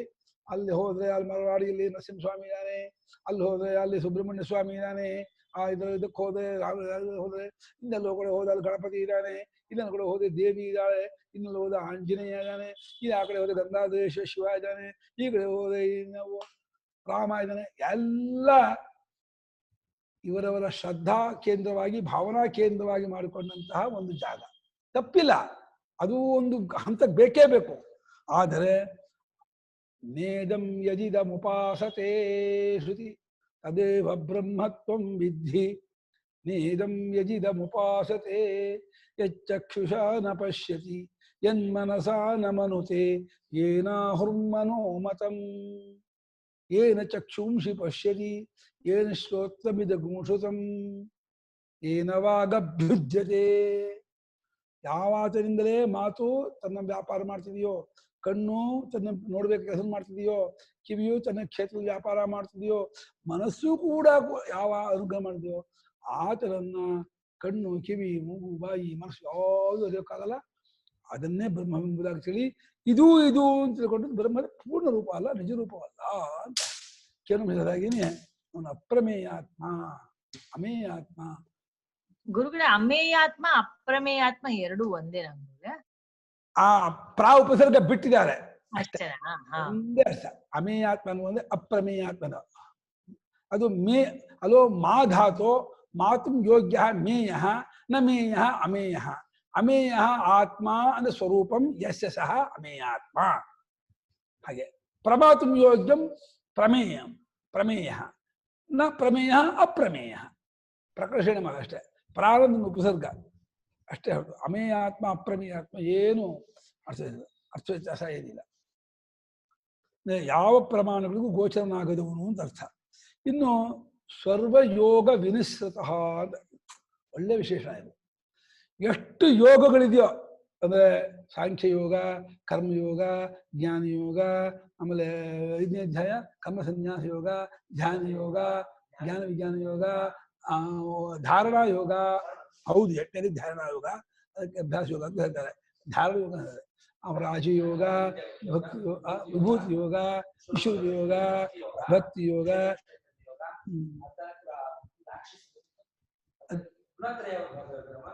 ಪುರುಷೋತ್ತಮ ಯೋಗ, ದೈವಾಸಂಬದ್ಧ ಯೋಗ. ಅಪ್ಪ ಏನು ಇಂಜೆಕ್ಷನ್ ಕೊಡುತ್ತೆ. ಇಷ್ಟು ಯೋಗಗಳಿಂದಲೂ ವಿನಿಸೃತಃ ಜುನುಗಿ ಬಂದವನು, ತೋರಿ ಬಂದವನು, ತಿಳಿದು ಬಂದವನು. ಎಲ್ಲಾ ಯೋಗಗಳು ಅವನನ್ನೇ ಹೈಲೈಟ್ ಮಾಡ್ತಾ ಇದೆ. ವಿನಿಸೃತ ಅಂದ್ರೆ ಅದನ್ನ ಹೊರದಿಂದ ಹೊರ ಬಂದವನು ಅಂದ್ರೆ ಯೋಗಗಳ ಯೋಗತ್ವ ಪರಮಾತ್ಮನ ಮುಟ್ಟಿದ್ರೆ, ತಲುಪಿದ್ರೆ, ಸೇರಿಸಿದ್ರೆ ಅದು ಯೋಗ ಆಗತ್ತೆ. ಪರಮಾತ್ಮನ ಹೇಳಿದಿರೋ ಯೋಗ ಯೋಗವೇ ಅಲ್ಲ ಅದು. ಯಾವ ಯೋಗ ಪರಮಾತ್ಮನ ಇಂಡಿಕೇಟ್ ಮಾಡಲ್ವೋ, ಗುರ್ಸೋದಿಲ್ವೋ ಯೋಗ. ಅದಕ್ಕೆ ಪಾತಂಜಲ ಯೋಗದವರು ಯೋಗಶ್ಚಿತ್ತವರ್ತಿ ನಿರೋಧ ಅಂತಲ್ಲ, ಅದು ಮುಖ್ಯ ಯೋಗವೇ ಅಲ್ಲ. ಯೋಗ ಅಂದ್ರೆ ಕೂಡ್ಕೊಳ್ಳೋದು, ಸೇರ್ಕೊಳ್ಳೋದು. ಎಲ್ಲೇ ಪರಮಾತ್ಮನೇ ಒಂದಾಗಬೇಕು, ಅದರಿಂದ ಯೋಗತ್ವ. ಪರಮಾತ್ಮ ಸಂಬಂಧವನ್ನ ಮಾಡಿಕೊಳ್ಳದೇ ಇರುವ ಯಾವ ಕರ್ಮ, ಭಕ್ತಿ, ಧ್ಯಾನ ಯಾವ ಯೋಗ ಆಗಲ್ಲ. ಎಲ್ಲಾ ಯೋಗಗಳಿಂದಲೂ ಜುರುಗಿ ಬಂದವನು, ತೋರಿ ಬಂದವನು, ಗೊತ್ತಾಗಿ ಬಂದವನು, ತಿಳಿದು ಬಂದವನು ಅಂತ. ಎಲ್ಲಾ ಯೋಗಗಳು ಯಾರನ್ನು ಕುರಿತೇ ಹೊರಟಿದೆಯೋ ಆ ಯೋಗದ ಯೋಗತ್ವ ಅವನನ್ನು ಕುರಿತು ಹೇಳೋದ್ರಿಂದ ಯೋಗ. ಎಲ್ಲಾ ಯೋಗವನ್ನು ತಿಳಿದು ಬಂದವನು ಅಂತ ಯೋಗದಿಂದ ನಸಿರು ಏನು ಚಪ್ಪರ್ಥ ಹೊಡಿದ್ದಾರೆ ಪಾಪ, ಅದು ಗೊತ್ತಾಗಿಲ್ಲ. ಸರ್ವಯೋಗ ಅದಕ್ಕೆ ಏನು ಅಂಟಿಲ್ಲದವನು ಏನೇನೋ ಮಾಡಿದ್ದಾರೆ, ಮಾಡ್ಲಿ ಪಾಪ. ಹೀಗೆ ಬಹಳ ಒಳ್ಳೆ ವಿಶೇಷಣ. ಎಲ್ಲಾ ಸರ್ವಯೋಗ ಅಂದ್ಬಿಟ್ರು ಭೀಷ್ಮಾಚಾರ್ಯರು. ಧರ್ಮರಾಜ ಕೇವಲ ಯಾವುದೋ ಒಂದು ಜ್ಞಾನ ಯೋಗದಿಂದ ತಿಳಿದು ಬರುವನು ಅಂದ್ಕೋಬೇಡಪ್ಪ, ಸಮಸ್ತ ಯೋಗಗಳಿಂದಲೂ ತಿಳಿದು ಬಂದಿರುವ ಆತನು, ಅದು ಗುರುತಿಸಲ್ಪಟ್ಟವನು ಇವನೇ ಆಗಿರುತ್ತಾನೆ. ಸಮಸ್ತ ಯೋಗಕ್ಕೂ ಇವನೇ ಗುರಿಯಾಗಿದ್ದಾನೆ ಅಂತ ಹೇಳಿ ಸರ್ವಯೋಗ ವಿನಿಸೃತಃ. ನಿಸೃತ ಗತವಧಾತು. ನಿಸೃತ ಅಲ್ಲಿ ಹೊರಬಂದವನು, ವಿನಿಸೃತ ಚೆನ್ನಾಗಿ ಹೊರಬಂದವನು, ಆ ಯೋಗಗಳಿಂದ ತಿಳಿದು ಬಂದವನು ಅಂತ ಅರ್ಥ. ಓಂ ವಸುರ್ವಸುಮನ ಸತ್ಯ ಸಮಾತ್ಮ ಸಂಮಿತ ಸಮಃ ಅಮೋಘ ಪುಂಡರೀಕಾಕ್ಷಃ ವೃಷಕರ್ಮಾ ವೃಷಾಕೃತಿಃ ವಸುರ್ವಸುಮನಃ ಸತ್ಯಃ ಸಮಾತ್ಮಾ ಸಂಮಿತಃ ಸಮಃ ಅಮೋಘಃ ಪುಂಡರೀಕಾಕ್ಷೋ ವೃಷಕರ್ಮಾ ವೃಷಾಕೃತಿಃ. ವಸುಃ ವಸುಮನಃ ಸತ್ಯಃ ಸಮಾತ್ಮಾ ಸಂವಿತಃ ಸಮಃ ಅಮೋಘಃ ಪುಂಡರೀಕಾಕ್ಷಃ ವೃಷಕರ್ಮಾ ವೃಷಾಕೃತಿಃ. ವಸುಹು ಅಂತ ಒಂದು ವಿಶೇಷಣ. ಇದು ಉಹು ಪ್ರತ್ಯಯ, ಇದು ತಾಚ್ಛಿಲ್ಯಾರ್ಥದಲ್ಲಿ. ವಾಸಯತಿ ವಸುಹು. ಎಲ್ಲರನ್ನೂ ವಾಸ ಮಾಡಿಸ್ಕೊಂಡಿದ್ದಾನಂತೆ. ಪ್ರತಿಯೊಬ್ಬರು ಬದುಕಿರೋದು ಪರಮಾತ್ಮನ ದಯೆಯಿಂದ ಬದುಕಿರೋದೇ ಹೊರತು ನ ಪ್ರಾಣೇನ ನ ಪಾನೇನ ಮರ್ತ್ಯೋ ಜೀವತಿ ಕಶ್ಚನ. ಶ್ರುತಿ ಹೇಳ್ತಾ ಇದೆ, ಪ್ರಾಣಾಪಾನಗಳಿಂದ ಅಲ್ಲ ಕಂಡ್ರೋ ನೀವು ಬದುಕೊಂಡಿರೋದು, ಅನ್ನಪಾನಾದಿಗಳಿಂದಲೂ ಅಲ್ಲ. ಇತರೇನ ತು ಜೀವಂತಿ ಮರ್ತ್ಯ ಹವ ಮೃತ್ಯು ಅಲ್ಲ. ನ ಪ್ರಾಣೇನ ಅಪಾನೇನ ಮರ್ತ್ಯೋ ಜೀವತಿ. ಮೃತ್ಯು ಅಂದ್ಯಾ? ಮೃತ್ಯು ಬಿಟ್ಟಿಯಾ? ತಿದ್ಗೋ. ಮರ್ತ್ಯೋ ಜೀವತಿ ಕಶ್ಚನ ಮರ್ತ್ಯ. ಮೃತ್ಯು ಬಿಟ್ಟಿಯಾ? ಅಪಭ್ರಂಶ ಪಾಠ, ಪಾಠಾಂತರೂ ಆಗಲಿಲ್ಲ. ಪ್ರಾಣಾಪಾನಾದಿಗಳಿಂದ ಯಾವ ಮರ್ತ್ಯನೂ ಮನುಷ್ಯನೂ ಬದುಕಿಲ್ಲ ಕಣ್ರಪ್ಪ. ಇತರೇನತು ಜೀವನ. ಇನ್ನೊಬ್ಬ ಇದ್ದಾನೆ ಪಾಪ, ಹೇಳ್ಕೊಳ್ತಾ ಇಲ್ಲ, ಮಾತುಬಾರ್ದು, ಏನು ಹೇಳ್ಕೊಳ್ದೇನೆಯೇ ಎಂಥ ಪ್ರೇಮ ಅಂದ್ರೆ ಆ ಪುಣ್ಯಾತ್ಮನಿಗೆ ಅವನೇ ಜೀವನ ತಗೊಂಡಿರೋದ್ರಿಂದ ಹಿಂದಿಗಳಿಂದ ಒಪ್ಕೊಂಡ್ಬಿಟ್ಟಿದ್ದಾನೆ. ಆ ಜೀವನನ ಪರಮಾತ್ಮ ಒಪ್ಕೊಂಡಿರೋದು ಹೇಗೆ ಗೊತ್ತಾ? ಮುಂದುಗಳಿಂದ ಒಪ್ಕೊಂಡ್ಬಿಟ್ಟಿದ್ರೆ ಗುರುತಿಸ್ಕೊಂಡ್ಬಿಡ್ತಿದ್ದ. ಹಿಂದಿಗಳನ್ನು ಹಿಡ್ಕೊಂಡ್ಬಿಟ್ಟಿದ್ದಾನೆ ಪರಮಾತ್ಮ ಜೀವನ. ಇವನಿಗೆ ಯಾರು ಒಂದನ್ನು ಹಿಡ್ಕೊಂಡಿದ್ದಾರೆ, ಭಾರಿ ಹಿತವಾಗ್ತಿದೆ, ಆನಂದವಾಗ್ತಿದೆ ಅನಿಸ್ತಾ ಇದೆ. ಯಾರು ಹಿಡ್ಕೊಂಡಿದ್ದಾರೆ ಅಂದ್ರೆ ಗೊತ್ತಿಲ್ಲ. ಇದಕ್ಕೆ ಪರಮಾತ್ಮ ಯಾರು ಹಿಡ್ಕೊಂಡಿದ್ದಾರೆ ನೀನು ಗೊತ್ತು ಮಾಡ್ಕೋಬೇಕಾದ್ರೆ ನೀನು ಏನೋ ಹಿಡ್ಕೊಂಡಿದ್ದು ಅದನ್ನ ಬಿಟ್ಟರೆ ಗೊತ್ತಾಗತ್ತೆ ಅಂತ ಇದ್ದಾನೆ. ಗೊತ್ತಾಗತ್ತೆ ನಿನ್ನನ್ನು ಯಾರು ಹಿಡ್ಕೊಂಡಿದ್ದಾರೆ ನಿನ್ಗೆ ಗೊತ್ತಾಗಬೇಕಾದ್ರೆ ನೀನು ಯಾವುದನ್ನು ಹಿಡ್ಕೊಂಡಿದ್ಯಲ್ಲ, ನಂಗೆ ಒಳ್ಳೇದು ಶ್ರೇಯಸ್ಕರ ಹುಷಾರ್ಸ, ಅದನ್ನ ಬಿಡು. ಯಾರನ್ನು ಹಿಡ್ಕೊಂಡಿದ್ದಾರೆ ಅರ್ಥ ಆಗುತ್ತೆ. ಅವಾಗ ನಾನು ನೀನು ಒಂದಾಗ್ತೀನಿ ಅಂತ ಇವನಿಗೆ ಗೊತ್ತಿಲ್ಲ. ಇವನು ಇನ್ನು ಪ್ರಪಂಚವೇ ನಮಗೆ ಸುಖ ಕಾರಣ, ಇದೇ ನಮಗೆ ಆಶ್ರಯ, ಇದೇ ನೆಲೆ ಅಂತ ಹೇಳ್ಬಿಟ್ಟು ಈ ಕಡೆ ಓಡಿಸ್ತಿದ್ದಾನೆ. ಎಲ್ಲೋದು ಅಟ್ಟಿಸ್ಕೊಂಡ್ಬರ್ತಾನೆ, ಬಿಡೋದಿಲ್ಲ ಹಿಂದ್ಗಡೆಯಿಂದ. ಆ ಪುಣ್ಯಾತ್ಮ ಪರಮಾತ್ಮ ಜೀವನನ್ನ ಹೆಂಗೆ ಕಟ್ಟಿ ಕಾಯ್ತಾ ಇದ್ದಾನೆ ಅಂದ್ರೆ, ಹೇಗೆ ಮಗು ಎಲ್ಲಿ ಬೀಗಡೆ ಹೋಗ್ಬಿಡುತ್ತೋ, ಹೊಳೆಗಡೆ ಹೋಗ್ಬಿಡುತ್ತೋ, ಇನ್ನು ಬೆಟ್ ಮಾಡ್ಕೊಂಡು ಕಟ್ಟಿ ಕಾಯ್ತಾಳ ತಾಯಿ, ಅದಕ್ಕಿಂತ ಜಾಸ್ತಿ ವಿದ್ಯೆಯಲ್ಲೂ ಬಿಡಲ್ಲ, ಸುಷುಪ್ತಿಯಲ್ಲೂ ಬಿಡಲ್ಲ, ಜನ್ಮಾಂತರಕ್ಕೂ ಬಿಡಲ್ಲ, ಲೋಕಾದಲ್ಲೂ ಬಿಡಲ್ಲ. ಅಂಥ ಕಾರುಣ್ಯ ಪರಮಾತ್ಮನಿಗೆ. ಅದು ಏನು ಕಾರುಣ್ಯ ಪ್ರೇಮ ಇಟ್ಕೊಂಡಿದ್ದಾನೆ ಈ ಜೀವನ ಮೇಲೆ ಅಂತಂದ್ರೆ, ಅಯ್ಯೋ ನನ್ನ ಪ್ರಾಣ ಅನ್ಕೊಂಡ್ಬಿಟ್ಟಿದ್ದಾನೆ. ಈ ಜೀವ ಅಂದ್ರೆ ನನ್ನ ಪ್ರಾಣ ಅಂತ. ಈ ಬೆಪ್ಪನಿಗೆ ಬೆಪ್ತ ಕಡೆ ಇವನೊಬ್ಬ. ಈ ಜೀವಪ್ಪ ಯಾರ್ಯಾರನು ಅಯ್ಯೋ ನನ್ನ ಪ್ರಾಣ ನೀನು ನನ್ನ ಮದುವೆ ಆಗದೆ ನಾನು ಸೂಸೈಡ್ ಮಾಡ್ಕೊಳ್ತೀನಿ, ನನ್ನ ಜೀವನ ಅಯ್ಯೋ ಬೆದ್ಬಿಟ್ಟಿದೆ. ಯಾರ್ಯಾರು ನನ್ನ ಪ್ರಾಣ ಅನ್ಕೊಂಡು ನಾವು ಮದುವೆ ಆಗದೆ ಸೂಸೈಡ್ ಮಾಡ್ಕೊ ಈಗಲೇ ಹೋಗಿ ಮಾಡ್ಕೊಂಡು ದರಿದ್ರ ಅವನು.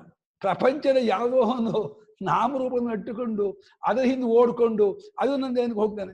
ಹಾಗಾಗಿ ನಿಜವಾದ ಜೀವಕ್ಕೂ ಜೀವನ ಪರಮಾತ್ಮ ಸಿಕ್ಕಿಲ್ಲ, ಮೋಸ ಹೋಗ್ತಾ ಇದ್ದಾನೆ, ದುಃಖ ಖುಷಿಯಾಗ್ತಾನೆ, ಅರ್ಥ ಆಗ್ತಿಲ್ಲ ಇವನಿಗೆ. ಅದೇ ವಸುಹು, ಅವನು ವಾಸಯತೀತಿ ವಸುಹು, ಎಲ್ಲನೂ ವಾಸ ಮಾಡ್ಕೊಂಡಿದ್ದಾನೆ. ಮತ್ತು ವಸು ಮನಃ, ಅವನ ಮನಸ್ಸು ಸಂಪದ್ಭರಿತವಾದ ಮನಸ್ಸಂತೆ. ಅಂದ್ರೆ ಯಾವಾಗಲೂ ಕೊರತೆಯೇ ಇಲ್ಲ ಪರಮಾತ್ಮನ ಮನಸ್ಸಿನಲ್ಲಿ. ಈ ಜೀವನಿಗೆ ಒಂದ್ಸಲ ಜೊನ್ನು ಮನಸ್ಕ, ಅಯ್ಯೋ ನನಗೆ ಆಗ್ಲಿಲ್ಲ, ನನಗೆ ಕೆಲಸ ಬರಲಿಲ್ಲ, ನನಗೆ ಪರೀಕ್ಷೆ ಒಳ್ಳೆ ನಂಬರ್ ಬರಲಿಲ್ಲ, ನನ್ನ ಮಗ ಮಾತು ಕೇಳಲಿಲ್ಲ, ನಮ್ಮ ಮನೆ 108 ರಗಳೇನೆ ಇವನಿಗೆ ಜೀವನ, ಬರೀ ರಗಳೇ ಮುದ್ದೆ ಇವನು. ಅವನು ವಸುಮಾನ ಆ ವಿಸ್ತಾರವಾದ ಸಂಪದ್ಭರಿತವಾದ ಮನಸ್ಸು ಅಂದ್ರೆ ಯಾವ ಪರಿಪೂರ್ಣ ಮನಸ್ಸು, ಅವನ ಕೊರತೆಯೇ ಇಲ್ಲ ಅವನಲ್ಲಿ. ಗೊಂದಲ ಒಟ್ಟು ಸಂಪದ್ಭರಿತ ಅಂದ್ಬಿಟ್ಟು ಯಾವ ಗೊಂದು ಬರೋದೇ ಇಲ್ಲ, ಪರಿಪೂರ್ಣ ಮನಸ್ಸು, ತುಂಬಿ ಹೋಗಿದಂತಹ ಮನಸ್ಸು. ಅಂಥ ಮನಸ್ಸವನ ಇದ್ದಾನೆ ವಸುಮನಃ ಸುಮನಃ. ಒಳ್ಳೆ ಮನಸ್ಸು, ಶ್ರೇಷ್ಠವಾದಂತಹ ಮನಸ್ಸುಳ್ಳವನು, ಒಳ್ಳೆ ಸಂಪದ್ಭರಿತವಾದ ಮನಸ್ಸುಳ್ಳವನು ವಸುಮನಃ. ಇನ್ನು ಸತ್ಯನು ತ್ರಿಕಾಲಿಕ ಸತ್ಯ ಅಲ್ಲ, ತ್ರೈಕಾಲಿಕ ಸತ್ಯ ಅಲ್ಲ. ತ್ರೈಕಾಲವೂ ಬಾಧೆ ಆಗುತ್ತೆ, ತ್ರೈಕಾಲಾತೀತ ತ್ರಿಕಾಲ ಸತ್ಯ, ತ್ರಿಕಾಲಾಬಾಧಿತ ಸತ್ಯ ಅಂತಾರೆ. ತಪ್ಪದು, ತ್ರಿಕಾಲಾಬಾಧಿತ ಸತ್ಯ ಅಲ್ಲ. ತ್ರಿಕಾಲವೇ ಸುಳ್ಳು, ತ್ರಿಕಾಲವೇ ಬಿದ್ದೋಗ್ಬಿಡುತ್ತೆ. ತ್ರಿಕಾಲದಲ್ಲೂ ಬಾಧೆ ಆಗದೇ ಇರುವ ಸತ್ಯ ಅಲ್ಲ, ತ್ರಿಕಾಲಾತೀತವಾದ ಸತ್ಯ ಅದು. ಲೋಕದಲ್ಲಿ ಮಾತ್ರ 3 ಕಾಲದಲ್ಲೂ ಇದ್ದದ್ದು ಯಾವುದೋ ಅದೇ ಸತ್ಯ ಇದೆ. ಅಯ್ಯೋ ಮಹಾರಾಜ 3 ಕಾಲವೇ ಇಲ್ಲವೋ, 3 ಕಾಲವೇ ಬಿದ್ದೋಗುತ್ತಲ್ವೋ ಅಂಥೇಳಿ ಸತ್ಯ ಅನ್ನದೆ ಯದ್ರೂಪೇಣ ಯನ್ನಿಶ್ಚಿತಂ ವಸ್ತು ನವ್ಯಭಿಚರತಿ ಕದಾಚಿದಪಿ ತತ್ ಸತ್ಯಂ. ಯಾವ ರೂಪದಿಂದ ಈ ರೀತಿ ಇರ್ತಕ್ಕದ್ದು ಗೊತ್ತಾದದ್ದಾಗಿದ್ದು ಅದು ಯಾವ ದೇಶಕಾಲ ಅವಸ್ಥೆಯಲ್ಲೂ ಬದಲಾವಣೆ ಆಗೋದು ಅದು ಸತ್ಯ. ಅಂತ ಸತ್ಯ ಸ್ವರೂಪನು ಪರಮಾತ್ಮನು ಸತ್ಯವಾಗಿ ಯಾವತ್ತಿಗೂ ಇರತಕ್ಕವನು, ನಿತ್ಯನು ಅಂತ ಅರ್ಥ, ಮಾರ್ಪಾಡಿಲ್ಲದವನು ಅಂತ. ಸತ್ಯಕ್ಕೆ ಮಾರ್ಪಾಡಿಲ್ಲ. ಮಾರ್ಪಾಡೋಗೋ ಸತ್ಯ ಅಲ್ಲ. ಯಾರು ಬದಲಾವಣೆ ಆಗತ್ತೋ ಅದೆಲ್ಲ ಅನೃತ. ಅವನು ಬದಲಾವಣೆ ಇಲ್ಲವಾದ್ರಿಂದ ಅವನು ಸತ್ಯ ಸ್ವರೂಪನು. ಸಮಾತ್ಮ ಸಂಹಿತ ಸಮಃ. ಸಮಾತ್ಮ ಅಂತಂದ್ರೆ ಸಮಾತ್ಮ ಅನ್ನೋದನ್ನ ಏನ್ ಮಾಡಿದ್ದಾರೆ ಅಂದ್ರೆ ಸಮವಾದ ಆತ್ಮ ಅಂತ ಸಮವಾಗಿ ಇದ್ದುಕೊಂಡು ಸಾಕ್ಷಿಯನ್ನು ಎಲ್ಲರೂ ಆ ಇರುವೆಗೆ ಶರೀರಕ್ಕೆ ಹೇಗಿರ್ಬೇಕು ಅಷ್ಟಕ್ಕೆ ಸಮವಾಗಿದ್ದಾನೆ. ಹೇಗೆ ಆಕಾಶ ಎಲ್ಲಕ್ಕೂ ಸಮವಾಗಿದೆಯೋ ಯಾವ್ಯಾವ ಪದಾರ್ಥ ಹೇಗಿದ್ದು ಹಾಗೆ ಹಾಗೆ ಸಮವಾದ ಸ್ವರೂಪ ಯಾರಲ್ಲೂ ಹೆಚ್ಚು ಇಲ್ಲ ಕಮ್ಮಿ ಇಲ್ಲ. ನಮೇ ದ್ವೇಷ್ಯೋಸ್ತಿ ನ ಪ್ರಿಯ ಅಂತ. ಸಮಾತ್ಮ ಅನ್ನೋಗೆ ಸಮವಾದ ಆತ್ಮ, ಏಕರೂಪವಾದ ಆತ್ಮ, ಏರುಪೇರು ಇಲ್ಲದೇ ಇರೋ ಸ್ವರೂಪದವನು ಸಮಾತ್ಮ ಅಂತ. ಸಮಶ್ಚಾಸು ಆತ್ಮ ಸಮವಾದ ಆತ್ಮ. ಸಂಹಿತ ಎಲ್ಲರಿಂದಲೂ ಅವನು ಸಂಹಿತ ಅಳೆಯಲ್ಪಟ್ಟವನಿಂದ ಎಲ್ಲರೂ ಯಾರ್ಯಾರು ಯಾವ್ಯಾವ ರೀತಿಯಿಂದ ಅವನನ್ನ ಇದು ಮಾಡುದು ಅದು ಒಪ್ಕೋತಾರೆ. ಆಂಜನೇಯ ಕಪಿಗಳ ಪರಮಾತ್ಮ ಅಂದ್ರೆ ಓಕೆ, ಕಪಿತ ಪರಮಾತ್ಮ ಸ್ತೋತ್ರ ಮಾಡ್ತಾರೆ, ಅದನ್ನ ನಿನ್ನ ಅನುಗ್ರಹ ಮಾಡ್ತೀವಿ ಅಂತ ಹೇಳ್ತಾರೆ. ಸಂಹಿತ ಅಂದ್ರೆ ಅಳೆಯಲ್ಪಟ್ಟವನು ಅಂತ. ಮಿತ ಅಂದ್ರೆ ಅಳೆಯೋದು. ಸಂಹಿತ ಅಂದ್ರೆ ಎಲ್ಲಾ ಭಕ್ತರುಗಳನ್ನು ಯಾವ್ಯಾವ ರೀತಿ ಹೇಗೆ ಆಳಿದರೂ ಅದಕ್ಕೆಲ್ಲ ಒಪ್ಕೋತಾರೆ. ನಿನ್ಗೆ ಅರ್ಧ ಮನುಷ್ಯ ಅರ್ಧ ಸಿಂಹ ಆಯ್ತು ಹಾಗೆ ಮಾಡು. ನೀನು ಕೋತಿ ರೂಪ, ನಿನ್ ಬಾಲ ಇದೆ, ನಿಂಗೆ ಹಲ್ಲಿದೆ, ಆಯ್ತು ಆಂಜನೇಯ ಅಂತ ಮಾಡು. ನೀನು ಮತ್ಸ್ಯ, ನೀನು ವರಾಹ, ನೀನು ಯಾವ ರೀತಿಯಿಂದಲೂ ಯಾರು ತನ್ನನ್ನು ಪರಮಾತ್ಮ ಮಾಡಿದ್ರು ಅದಕ್ಕೆ ಅವನಿಗೆ ಅಭಿಮಾನವೇ ಇರಲ್ಲ. ಎಲ್ಲಾ ರೀತಿಯಿಂದಲೂ ಅಳೆಯಲ್ಪಟ್ಟವನಾಗಿದ್ದಾನೆ, ಒಪ್ಪಲ್ಪಟ್ಟವನಾಗಿದ್ದಾನೆ, ಇದಾಗಿದ್ದಾನೆ. ಸಂಹಿತ ಎಲ್ಲಕ್ಕೂ ಅವರು ಇದಾಗಿದ್ದಾನೆ. ಇದೇನ್ ಮಾಡಿದ್ರು ಸಂಹಿತಕ್ಕೆ? ನೀನು ರಾಮರೂಪ ಬಿಡುವ ಕಂಡರು ಪರಿಚ್ಛಿನ್ನವಾಗದೇ ಇರುವವನು ಪೂರ್ಣನಾಗಿದ್ದಾನೆ ಹೇಳಿದೆ. ಸಂಹಿತ ಶಬ್ದಕ್ಕೆ ಮಿತಃ ಅಂದ್ರೆ ಇಂತಿಷ್ಟು ಅಂತ ಇದಾಗಿರೋದು ಮಿತ. ಸಂಮಿತ ಚೆನ್ನಾಗಿ ಇಂತಿಷ್ಟು ಇಂತಿಷ್ಟು ಇಲ್ಲಿ ಹೀಗಿದ್ದಾನೆ ಪರಮಾತ್ಮ ಇದೆ. ಅಲ್ಲಿ ಪಂಚಮುಖಿ ಆಂಜನೇಯ, ಆಮೇಲೆ ಅಲ್ಲಿ 7 ಮುಖ ಗಣಪತಿ, ಅಲ್ಲಿ 3 ಮುಖದ ಎಷ್ಟೆಲ್ಲ ಕಲ್ಪನೆ ಮಾಡಿ. ಕಲ್ಲಲ್ಲಿ ಏನೋ ಕೆತ್ತೋರು ಶಿಲ್ಪಿಗಳು, ಕೆತ್ತಿಸೋರು ದುಡ್ಡಿರೋರು, ಅವರು 5 ಮುಖ ಕೆತ್ತಿಸಿರು ಆಯ್ತು 5 ಮುಖ ಗಣಪತಿ, ಪಂಚಮುಖಿ ಗಣಪತಿ ಆಯ್ತು. 7 ಮುಖ ಗಣಪತಿ 7 ಮುಖ ಇಟ್ಕೊ ಆಯ್ತು. 3 ಮುಖ ಎಷ್ಟು ಮುಖಾಲು ಮಾಡ ಯಾವುದು ಅವರಿಗೆ ಇವರಿಗೆ ಅಯ್ಯೋ ಪಂಚಮುಖಿ ಗಣಪತಿ ಭಾರಿ ವಿಶೇಷ ಕಣ್ರಿ ಅದು ಇದು ಸರ್. ಅಯ್ಯೋ ನನ್ಗೊಬ್ರು ಕೇಳಿದ್ರು, ನೀವು ಪಂಚಮುಖಿ ಗಣಪತಿ ಕೇಳಿದ್ದೀರಾ ನೋಡಿದ್ದೀರಾ ಅಂದ್ರು. ಏನು ಕಲ್ಲಲ್ಲಿ 5 ಮುಖ ಕೆತ್ತಿದ್ರೆ 5 ಮುಖ ಆಗುತ್ತೆ, ಅದೇನು ನೋಡೋದು ಏನಿದೆ ಅಂತಂದೆ. ಏನು ಹಿಂಗಂತಿರಲ್ಲ ಅಂದ್ರು. 50 ಕೆತ್ತಬಹುದು ಕೊಂಡ್ರಿ, ದೊಡ್ಡ ಬಂಡೆ ಒಳಗೆ ಸುತ್ತು ಗಣಪತಿ ಕೆತ್ತಿದ್ರೆ ಸುತ್ತು ಗಣಪತಿ ಆಗುತ್ತೆ, 50 ಗಣಪತಿ ಮಾಡಿದ್ರು ಏನಂತೆ. ಅಲ್ಲ, ಕೆತ್ತೋರು ಶಿಲ್ಪಿಗಳು, ದುಡ್ಡು ಕೊಡೋರು ದುಡ್ಡಿರೋರು, ಏನ್ ಮಾಡಕ್ಕಾಗಲ್ಲ. ಪರಮಾತ್ಮ ಹಂಗಾಗ್ಬಿಡ್ತಾವ. ಬಲಮುರಿ ಗಣೇಶ, ಬಲಮುರಿ ಬಲಮುರಿ ಗಣೇಶ, ಎಡಮುರಿ ಗಣೇಶ, ಊರ್ಧ್ವ ಮುರಿ ಗಣೇಶ, ಅಧೋ ಮುರಿ ಗಣೇಶ ಮಾಡ್ಕೊಳ್ಳಿ. ಎಷ್ಟು ಮುರಿ ಮಾಡ್ರು. ನಮ್ಮ ಸ್ವಾನಂದಾಶ್ರಮದಲ್ಲಿ 108 ಗಣಪತಿಯನ್ನ ಮಾಡಿದ್ರೆ, ಉಚ್ಚಿಷ್ಟ ಗಣಪತಿ, ಆ ಗಣಪತಿ, ಈ ಗಣಪತಿ. ಅಯ್ಯೋ ಎಷ್ಟು ಆಕಾರ ಕೊಟ್ಟು ಏನು ಕೊಟ್ಟರು ಕೂಡ ಅದೆಲ್ಲ ನೋಡೋರ ಕಲ್ಪನೆಗೆ ಸೇರಿದ್ದೇ ಹೊರತು ವಸ್ತುಗೆ ಸೇರಿದ್ದೇ ಅಲ್ಲ. ಹಿತಸ್ಕೃತೇನ ಗುಡೇನ ದೋಷೇಣವ ಅನುಮಾತ್ಯರಾಮಿನ ಸಂಬದ್ಧತೆ. 108 1008 ಗಣಪತಿ ಮಾಡಿ ಪರಮಾತ್ಮ ಏಕರೂಪನೇ ಅವನು. ಅವನು ಎಷ್ಟು ಓದೋಲ್ಲ. ಆಯ್ತು, ನಿಮ್ಗೆ 108 ಇಷ್ಟ ಅಲ್ಲ, ಹಾಗೆ ಮಾಡಿ ಪೂಜೆನ. ಅದಕ್ಕೂ ಒಪ್ಕೋತಾನೆ, ಅದಕ್ಕೇನು ತಿರಸ್ಕಾರ ಮಾಡೋದಿಲ್ಲ. ಅದೇ 108 ಹಠ ಮಾಡಕ್ ಹೋಗ್ಬೇಡಿ, ಅದೇ ಒಂದಲ್ಲ ತಿರಸ್ಕಾರ ಮಾಡಬೇಡಿ. ಯಾರು ಮಾಡಿದ್ರು ಎಲ್ಲಕ್ಕೂ ಒಪ್ಕೊಳ್ಳುವಂತ ಬ್ರಾಡ್ ಮೈಂಡ್ ನಡೆಸ್ಕೊಳ್ಳಿ. ವಿಶಾಲ ಹೃದಯ ಬಿಟ್ಟರೆ ಆಯ್ತಪ್ಪ ಆಯ್ತು. ಒಂದೇ ಬಂಡೆಲ್ಲ 10 ಮುಖ ಮಾಡ್ತೀನಿ ಗಣಪತಿ ಮಾಡ್ಕೋ. 10 ಮುಖ ರಾಮ. ಹಂಗೆ ರಾಮನಿಗೆ ಜುಬಾಹು ರಾಮ ಅಂತ ಮಾಡಿದ್ದಾರೆ. ಚತುರ್ಭುಜ ಪಟ್ಟಾಭಿರಾಮ ಇವ್ರು ಮಾಡಿದ್ದಾರೆ. ನಮ್ಮ ಇದಲ್ಲೇ ರಾಮ ಎರಡು ಕಾಯಿ ರಾಮ ಎಲ್ಲ ಕಡೆ ಪ್ರಸಿದ್ಧ. ಹೊಳೆ ನರಸೀಪುರದಲ್ಲಿ ಚತುರ್ಭುಜ ಪಟ್ಟಾಭಿರಾಮ ಸ್ವಾಮಿ ದೇವಸ್ಥಾನ ಅಂತ ಅದು. ನೋಡಿದಿರ ನೀವು? ಚತುರ್ಭುಜ ಪಟ್ಟಾಭಿರಾಮ ಸ್ವಾಮಿ ಅಷ್ಟಭುಜನೂ ಮಾಡ್ಬೋದು, ಏನೇ ಮಾಡಕ್ಕಾಗಲ್ಲ. ಮಾಡೋ ಶಿಲ್ಪಿಗೆ ಅದು ಪಂಚಲೋಹ ಕೊಟ್ರೆ, ಅದು ಹಿತ್ತಾಳೆ ತಾಮ್ರ ಕೊಟ್ರೆ 8 ಭುಜಾನು ಮಾಡ್ತಾನೆ, 16 ಭುಜಾನು ಮಾಡ್ತಾನೆ. ಯಾಕೆ ಮಾಡಕ್ಕಾಗಲ್ಲ? ರಾಮಕ್ಕೆ ಬರೆದ್ರೆ ಆಯ್ತು ಕೆಳಗೆ, ಅದಕ್ಕೇನಂತೆ. ಅದಕ್ಕೊಂದು ಕಥೆ ಬೇಕಾ? ಅದು ನಾವೇ ಕಲ್ಪನೆ ಮಾಡೋದು. ಅದು ನಾವು ಇದಕ್ಕೆಲ್ಲ ಮೋಸ ಹೋಗಬಾರ್ದು. ನಾವು ನಿಜವಾಗಿಯೂ ಪರಮಾತ್ಮನು ಎಲ್ಲಕ್ಕೂ ಸಮನು, ಅವನು ಯಾವ ಏರುಪೇರು ಇಲ್ಲದವನು, ಅವನು ಏಕರೂಪನು, ಅವನು ನಿತ್ಯನು, ಅವನು ಆತ್ಮನಾಗಿದ್ದಾನೆ, ಅವನು ಚೈತನ್ಯ ಸ್ವರೂಪನೇ ಹೊರತು ಅವನು ದೃಶ್ಯನು ಅಂತ ಮಾತ್ರ ಮಾಡ್ಕೊಂಡು ಹೋಗ್ಬೇಡಿ. ಆ ಚೈತನ್ಯ ರೂಪನಾಗಿ ಅವನೇ ಎಲ್ಲಕ್ಕೂ ಒಂದು ಆಕಾರ, ಒಂದು ಚರಿತ್ರೆ, ಒಂದು ವಿಶೇಷ ಶಕ್ತಿ ತುಂಬಿದವನು. ಇವ್ರು ತುಂಬಿರೋದೇ ಹೊರದು ಅಲ್ಲಿ ಅದ ಏನ್ರಿ, ಒಬ್ರು ಹಿಂದೂ ಸ್ತ್ರೀ ಮುಸಲ್ಮಾನಾಗಿ ಕನ್ವರ್ಟ್ ಆಗ್ಬಿಟ್ರು. ಯಾಕೆ ಅಂದ್ರು ಹಿಂದೂ ದೇವರಿಗೆ ಶಕ್ತಿಯೇ ಇಲ್ಲ, ಎಲ್ಲ ಬಂದು ಹೊಡೆದ್ರೆ ಹೊಡೆಸ್ಕೊಂಡ್ಬಿಡ್ತಾನೆ, ಎಲ್ಲ ವಿಗ್ರಹ ಎಲ್ಲ ಹೊಡೆದಿದ್ದಾರೆ, ಅವ್ರ ಮೇಲೆ ಮೈಯೆಲ್ಲ ಇಲಿ ಹತ್ತಿದ್ರೆ ಇನ್ನೊಂದು ಹತ್ತಿದ್ರೆ ಎಲ್ಲಕ್ಕೂ ಸುಮ್ಮನೆ ಇರ್ತಾನೆ, ಹಾಗೆ ಹೇಗೆ, ಅದಕ್ಕೆ ನಂಗೆ ಇದು ಸರಿ ಇಲ್ಲ ಅನಿಸ್ತು, ಅದಕ್ಕೆ ನಾನು ಮುಸ್ಲಿಮಾಗಿ ಕನ್ವರ್ಟ್ ಆಗ್ಬಿಟ್ಲೆ ಅಂತ. ಅಯ್ಯೋ ಮೂರ್ಖತನ ಪರಮಾವಧಿ. ಆ ಇಲಿ ಯಾರು, ಆ ಒಡೆಯೋರು ಯಾರು, ಆ ಎಲ್ಲವೂ ಪರಮಾತ್ಮನೇ. ನೀವು ಕಲ್ಲು ಹೊಡೆದ್ಬಿಟ್ರೆ ಪರಮಾತ್ಮ ಹೊಡೆದು ಹೋಗ್ತಾನ? ಅಯ್ಯೋ ಭ್ರಾಂತೆ. ಕಲ್ಲು ಹೊಡೆದ್ರು, ಲೋಹ ಕರಗಿಸಿದ್ರು, ಪರಮಾತ್ಮನಿಗೆ ಏನೂ ಆಗಲ್ಲ.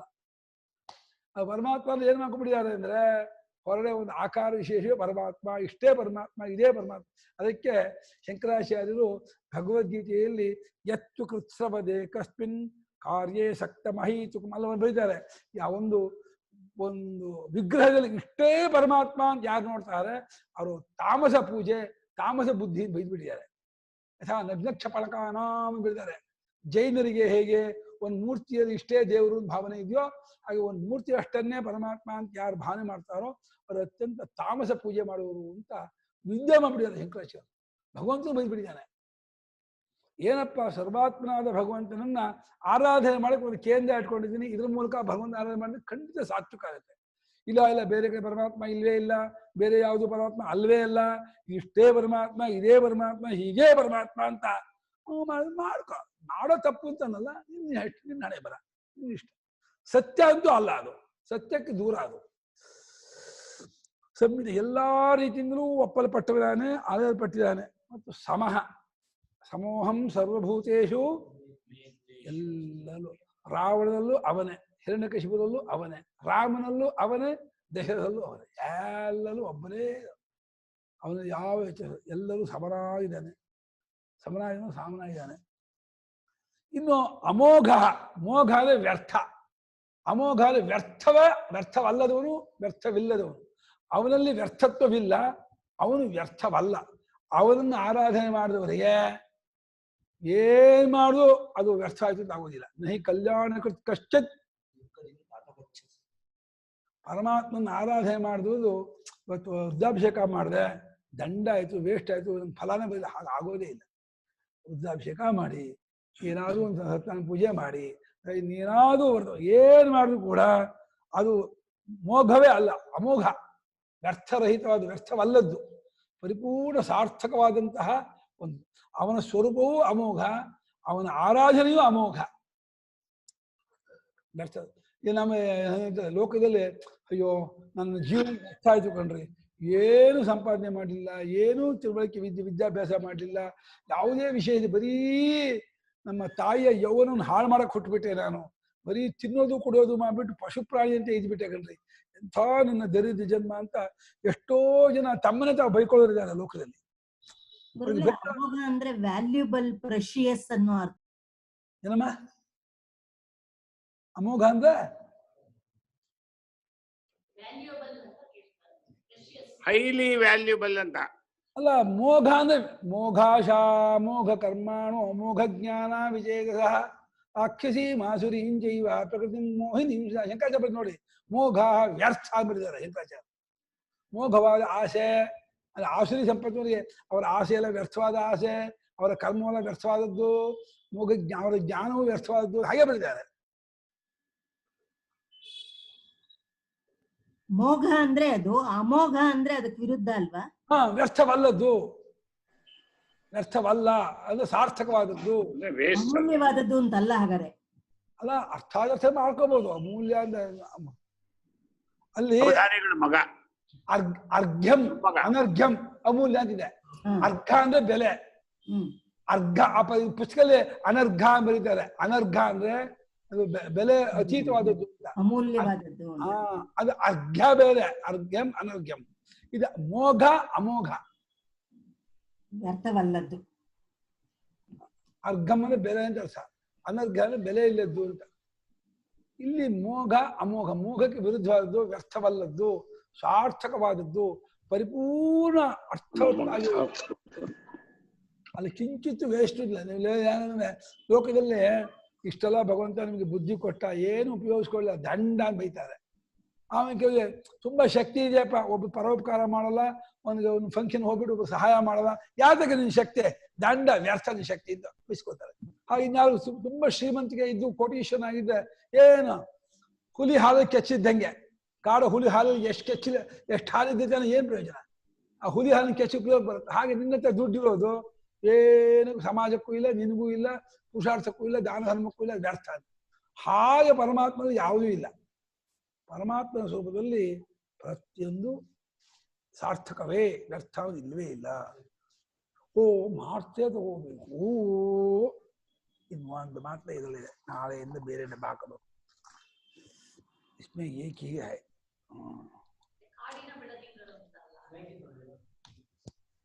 ಏನಪ್ಪ?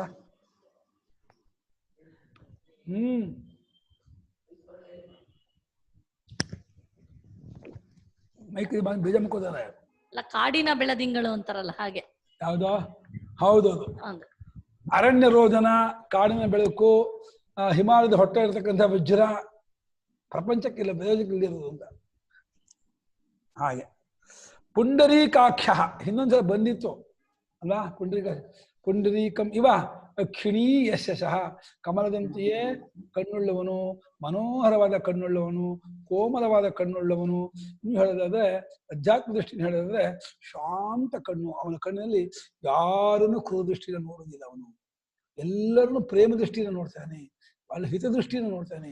ಎಲ್ಲರೂ ಅವನಿಗೆ ರಾಕ್ಷಸ ತಪಸ್ ಮಾಡ್ಲಿ ವರ ಕೊಡ್ತಾರೆ, ಅಸುರರು ತಪಸ್ ಮಾಡ್ಲಿ ಅವನಿಗೂ ವರ ಕೊಡ್ತಾರೆ. ದೇವತೆ ಯಾರಿಗೂ ಅವನಿಗೆ ಬೇರೆಯವರು ಇಲ್ವೇ ಇಲ್ಲ. ಹಾಗೆ ಆ ಕಮಲ ಅನ್ನೋದು ಕೋಮಲತ್ವಕ್ಕೂ ಅವನ ಅನುಕೂಲತ್ವಕ್ಕೂ ಪ್ರತೀಕ. ಅದು ಅವನ ಕಣ್ಣು ಅಂಥದ್ದು ಕೋಮಲವಾಗಿದೆ, ಅನುಕೂಲ ಇದೆ. ಪ್ರಪಂಚದ ಪ್ರತಿಯೊಬ್ಬರಿಗೂ ಅದು ಒಪ್ಪಿಗೆ ಆಗಿರ್ತಕ್ಕಂತಹ ದೃಷ್ಟಿ ಅವನು, ಪರಮಾತ್ಮ ದೃಷ್ಟಿ. ಯಾರ ಮೇಲೂ ನಿಂತ ನೋಡ ಹಾಗೆ ಅಂತೇಳಿ ಈ ಲೋಕದವರು ಕೆಲವರನ್ನು ಬಹಳ ಕ್ರೂರ ದೃಷ್ಟಿಯಿಂದ ನೋಡ್ತಾರೆ, ಒಂದ್ಸಲ ಅಸಹ್ಯ ದೃಷ್ಟಿಯಿಂದ ನೋಡ್ತಾರೆ, ಹೀನ ದೃಷ್ಟಿಯಿಂದ ನೋಡ್ತಾರೆ. ನಮ್ಮ ಸ್ವಾಮಿಗಳೇ ಹೇಳಿದ್ದು ಒಂದ್ ಕಡೆ ಬರ್ಕೊಂಡಿದ್ದಾರೆ. ಒಂದು ರೈಲಲ್ಲಿ ಹೋಗ್ಬೇಕಾದ್ರೆ ಸ್ವಾಮಿಗಳು ಕೃಷ್ಣ ಸ್ವಾಮಿಗಳು ಇಬ್ಬರು ಒಂದು ರೈಲ್ ಹೋಗಿ ಕೂತ್ಕೊಂಡಿದ್ದಂತೆ. ಅಲ್ಲೇನಾಗ್ಬಿಡ್ತು, ಇನ್ನೊಂದು ಸ್ಟೇಷನ್ ಹೋದಾಗ ಯಾರೋ ಒಬ್ಬ ಭಿಕ್ಷುಕಿಯೋ ಯಾವುದೋ ಒಂದು ಒಬ್ಬ ಹುಡುಗಿಯೋ 8-10 ಹುಡುಗಿ, ಅವಳು ಗೊಣ್ಣೆ ಸುರುಕಿ ಆಗಿದ್ಲು, ಕೊಳಕ ಬಟ್ಟೆ ಹುಟ್ಟಿದ್ಲು, ಮೈಯೆಲ್ಲ ಗಬ್ಬಾಸನೆ ಬರ್ತಾ ಇತ್ತು. ಅವಳು ಬಂದು ಕೂತ್ಕೊಂಡ್ಬಿಟ್ಲು ಪಕ್ಕದಲ್ಲಿ. ಸ್ವಾಮಿಗಳಿಗಂತೂ ಮುಜುಗರ ಆಗ್ತಾ ಇತ್ತಂತೆ, ಒದ್ದಾಡ್ತಿದ್ದಂತೆ. ಕೃಷ್ಣಾಮಿಯರು ನೋಡಿದ್ರು, ನೀವು ಒದ್ದಾಡ್ತಿದ್ದಾರೆ ಸುಬ್ರಾಯರು ಅಂತ ಹೇಳ್ಬಿಟ್ಟು, ಸುಬ್ರಾಯರೇ ಆ ಹುಡುಗಿ ಕಣ್ಣು ನೋಡಿ ಎಷ್ಟು ಫಳ ಫಳ ಫಳ ಫಳ ಹೊಳಿತಾ ಇದೆ. ಆ ಕಪ್ಪಾಗಿದ್ದು ಕೂಡ ಆ ಮುಖ, ಆ ಹುಡುಗಿ ಆಗಿದ್ದು, ಆ ಕಣ್ಣು ನೋಡಿ ಹಂಗೆ ನಕ್ಕದೆ ಮಿನುಗುಡ್ತಾ ಇದೆ ಹಾಗೆ ಅಂತ 2 ಸಲ ವರ್ಣನೆ ಮಾಡಿಕೊಳ್ಳೇನೆ ಅರ್ಥ ಆಯ್ತು ಸ್ವಾಮಿಗೆ. ನಾನು ತಪ್ಪು ಮಾಡಿದೆ, ನಾನು ಹೀನ ದೃಷ್ಟಿಯನ್ನು ನೋಡಬಾರ್ದಾಗಿತ್ತು. ಪರಮೇಶ್ವರನೇ ಅಲ್ಲಿ ಕೂತಿದ್ದವನೇ ಹೊರತು ಯಾರು ಮಾಡಬಾರ್ದು. ತಕ್ಕ ಸ್ವಾಮಿಗಳು ಸರಿ ಮಾಡ್ಕೊಂಡ್ಬಿಡ್ತಾರೆ ಮನಸ್ಸನ್ನ. ಅಂದ್ರೆ ಕೃಷ್ಣಸ್ವಾಮಿಗಳು ಹೇಗೆ ಪಾಠ ಹೇಳೋರು ಅಂತಂದ್ರೆ, ಹಾಗೆ ಸುಮ್ಮನೆ ಜನರಲ್ ವಿಷಯ ಹೇಳೋದಿಲ್ಲಂತೆ. ನೋಡ ಹೇಗಿದೆ ವಿಭೂತಿಯ ಕಣ್ಣು ನೋಡಿ ಹೆಂಗೆ ಹೊಳಿತಾ ಇದೆ ಅಂತ ಹೇಳಿ ಹೊಳಿದ ಕೂಡಲೇ ನಾಚಿಕೆ ಆಗ್ಬಿಡುತ್ತೆ ಸ್ವಾಮಿಗಳಿಗೆ. ಅಂದ್ರೆ ಅಂತ ಶಿಷ್ಯರಿದ್ರೆ ಹಂಗ ಪಾಠ ಹೇಳಿ ನಡೆಯುತ್ತೆ. ನಮ್ಮಂತ ದಟ್ ಶಿಷ್ಯರಿದ್ರೆ ನೇರವಾಗಿ ಹೇಳಿದ್ರು ಅರ್ಥವಾಗಲ್ಲ. ಏನಾದ್ರು ಮಾಂಸ್ಥಾ ಪರಾನ್ ರಾಜನ್ ಅಸ್ತಿ ವೀರ್ಯಂ ನರೇ ನರೇ ಅಂತ ಧರ್ಮರ ಇವನಿಗೆ ಕೃಷ್ಣ ಜರಾಸಂಧನಿಗೆ ಹೇಳಿದಾನೆ. ಯಾರನ್ನು ತಿರಸ್ಕಾರ ಮಾಡಬೇಡ, ಪ್ರತಿಯೊಬ್ಬರಲ್ಲೂ ಒಂದು ವಿಶೇಷತೆ ಇದೆ, ಒಂದು ಅಸಾಧಾರಣತೆ ಇದೆ, ಒಂದು ಹೆಚ್ಚುಗಾರಿಕೆ ಇದೆ. ಒಬ್ಬರಲ್ಲಿ ಉಪಕಾರ ಸ್ವಭಾವ, ಒಬ್ಬರಲ್ಲಿ ಉದಾರ ಸ್ವಭಾವ, ಒಬ್ಬರಲ್ಲಿ ಬಹಳ ಉದರ ಸ್ವಭಾವ, ಉದಾರೀತೆ, ಅನೇಕ ತರಹ ದುಡ್ಡು ಕೊಡ್ತಾರೆ, ವಿದ್ಯೆ ಕೊಡ್ತಾರೆ, ಇನ್ನೊಂದು ಸಹಾಯ ಮಾಡ್ತಾರೆ. ಯಾವ ಅಯೋಗ್ಯ ಪುರುಷೋ ನಾಸ್ತಿ ಅಂತ, ಅಯೋಗ್ಯನಾದ ಪುರುಷನೇ ಇಲ್ಲ, ಪುರುಷನ ಮನುಷ್ಯ ಅಂತ. ಈ ಪ್ರಪಂಚದಲ್ಲಿ ಅಯೋಗ್ಯನಾದ ವ್ಯಕ್ತಿಯೇ ಇಲ್ವಂತೆ. ಪ್ರತಿಯೊಬ್ಬರು ಏನೋ ಒಂದು ವಿಶೇಷ ಇದ್ದೇ ಇರುತ್ತೆ ಅಂತ. ಹಾಗಾಗಿ ಅವ್ರು ಹೇಳಿದ್ದಕ್ಕೆ ಉತ್ತರ, ಯೋಗ್ಯರಾದ ಗುರುಗಳು ಸಿಕ್ಕಿರೋದ್ರಿಂದ ನಮಗೂ ಸ್ವಲ್ಪ ಏನೋ ಇರೋದ್ರಿಂದ ಬಂದಿದೀವಿ. ಅದೆಲ್ಲ ನಿಮ್ ದೃಷ್ಟಿಮಾ. ಈ ಪರಮೇಶ್ವರನಿಗೆ ಎಲ್ಲರೂ ಒಬ್ಬನೇ, ಅವನಿಗೆ ಪಾಠ ಹೇಳ್ತಾ ಇದ್ದಾನೆ. ಯಾರಿಗೆ ಹೇಳ್ತಿರೋದು? ಪರಮೇಶ್ವರನೇ ತನ್ನ ರೂಪದಕ್ಕೆ ಪಾಠ ಹೇಳ್ಕೊಂಡು ನಾನು ಮಾಡ್ತಾ ಲೀಲೆ ನಡೆಸ್ತಾ ಇದ್ದಾನೆ. ಅವನಿಗಿಂತ ಬೇರೆ ಯಾವಾಗಲೂ ರೈಲಲ್ಲಿ ಹೋಗುವಾಗ ಸ್ವಾಮಿಗಳಾಗಿರ್ಲಿಲ್ವಾ ಗುರುಗಳೇ? ಪುರಾಶ ಸುಬ್ರಾಯರಾಗಿದ್ರು. ಸುಬ್ರಾಯರು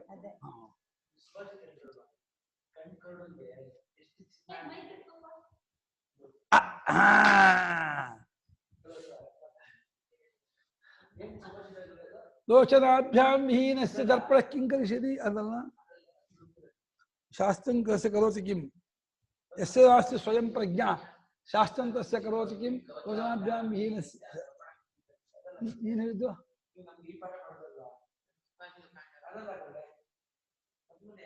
ಅಲ್ಲಿ ಕೊಡ ಬೈಸ್ಕೊಳ್ತೀಯ ಅಲ್ಲಿ. ಆ ಶ್ಲೋಕ ನೀವು ಹೇಳ್ಬೇಕು ಇವಾಗ. ಪಾಠ ಹೇಳ್ಕೊಂಡು ನೀವು ಗಟ್ ಮಾಡಿ ನಿಮ್ಗೆ ಹೇಳ್ತಿದ್ದು ಗಟ್ ಮಾಡಿ ಹೇಳ್ಬೇಕು ಆ ಶ್ಲೋಕನ. ಏನು ಶ್ಲೋಕ?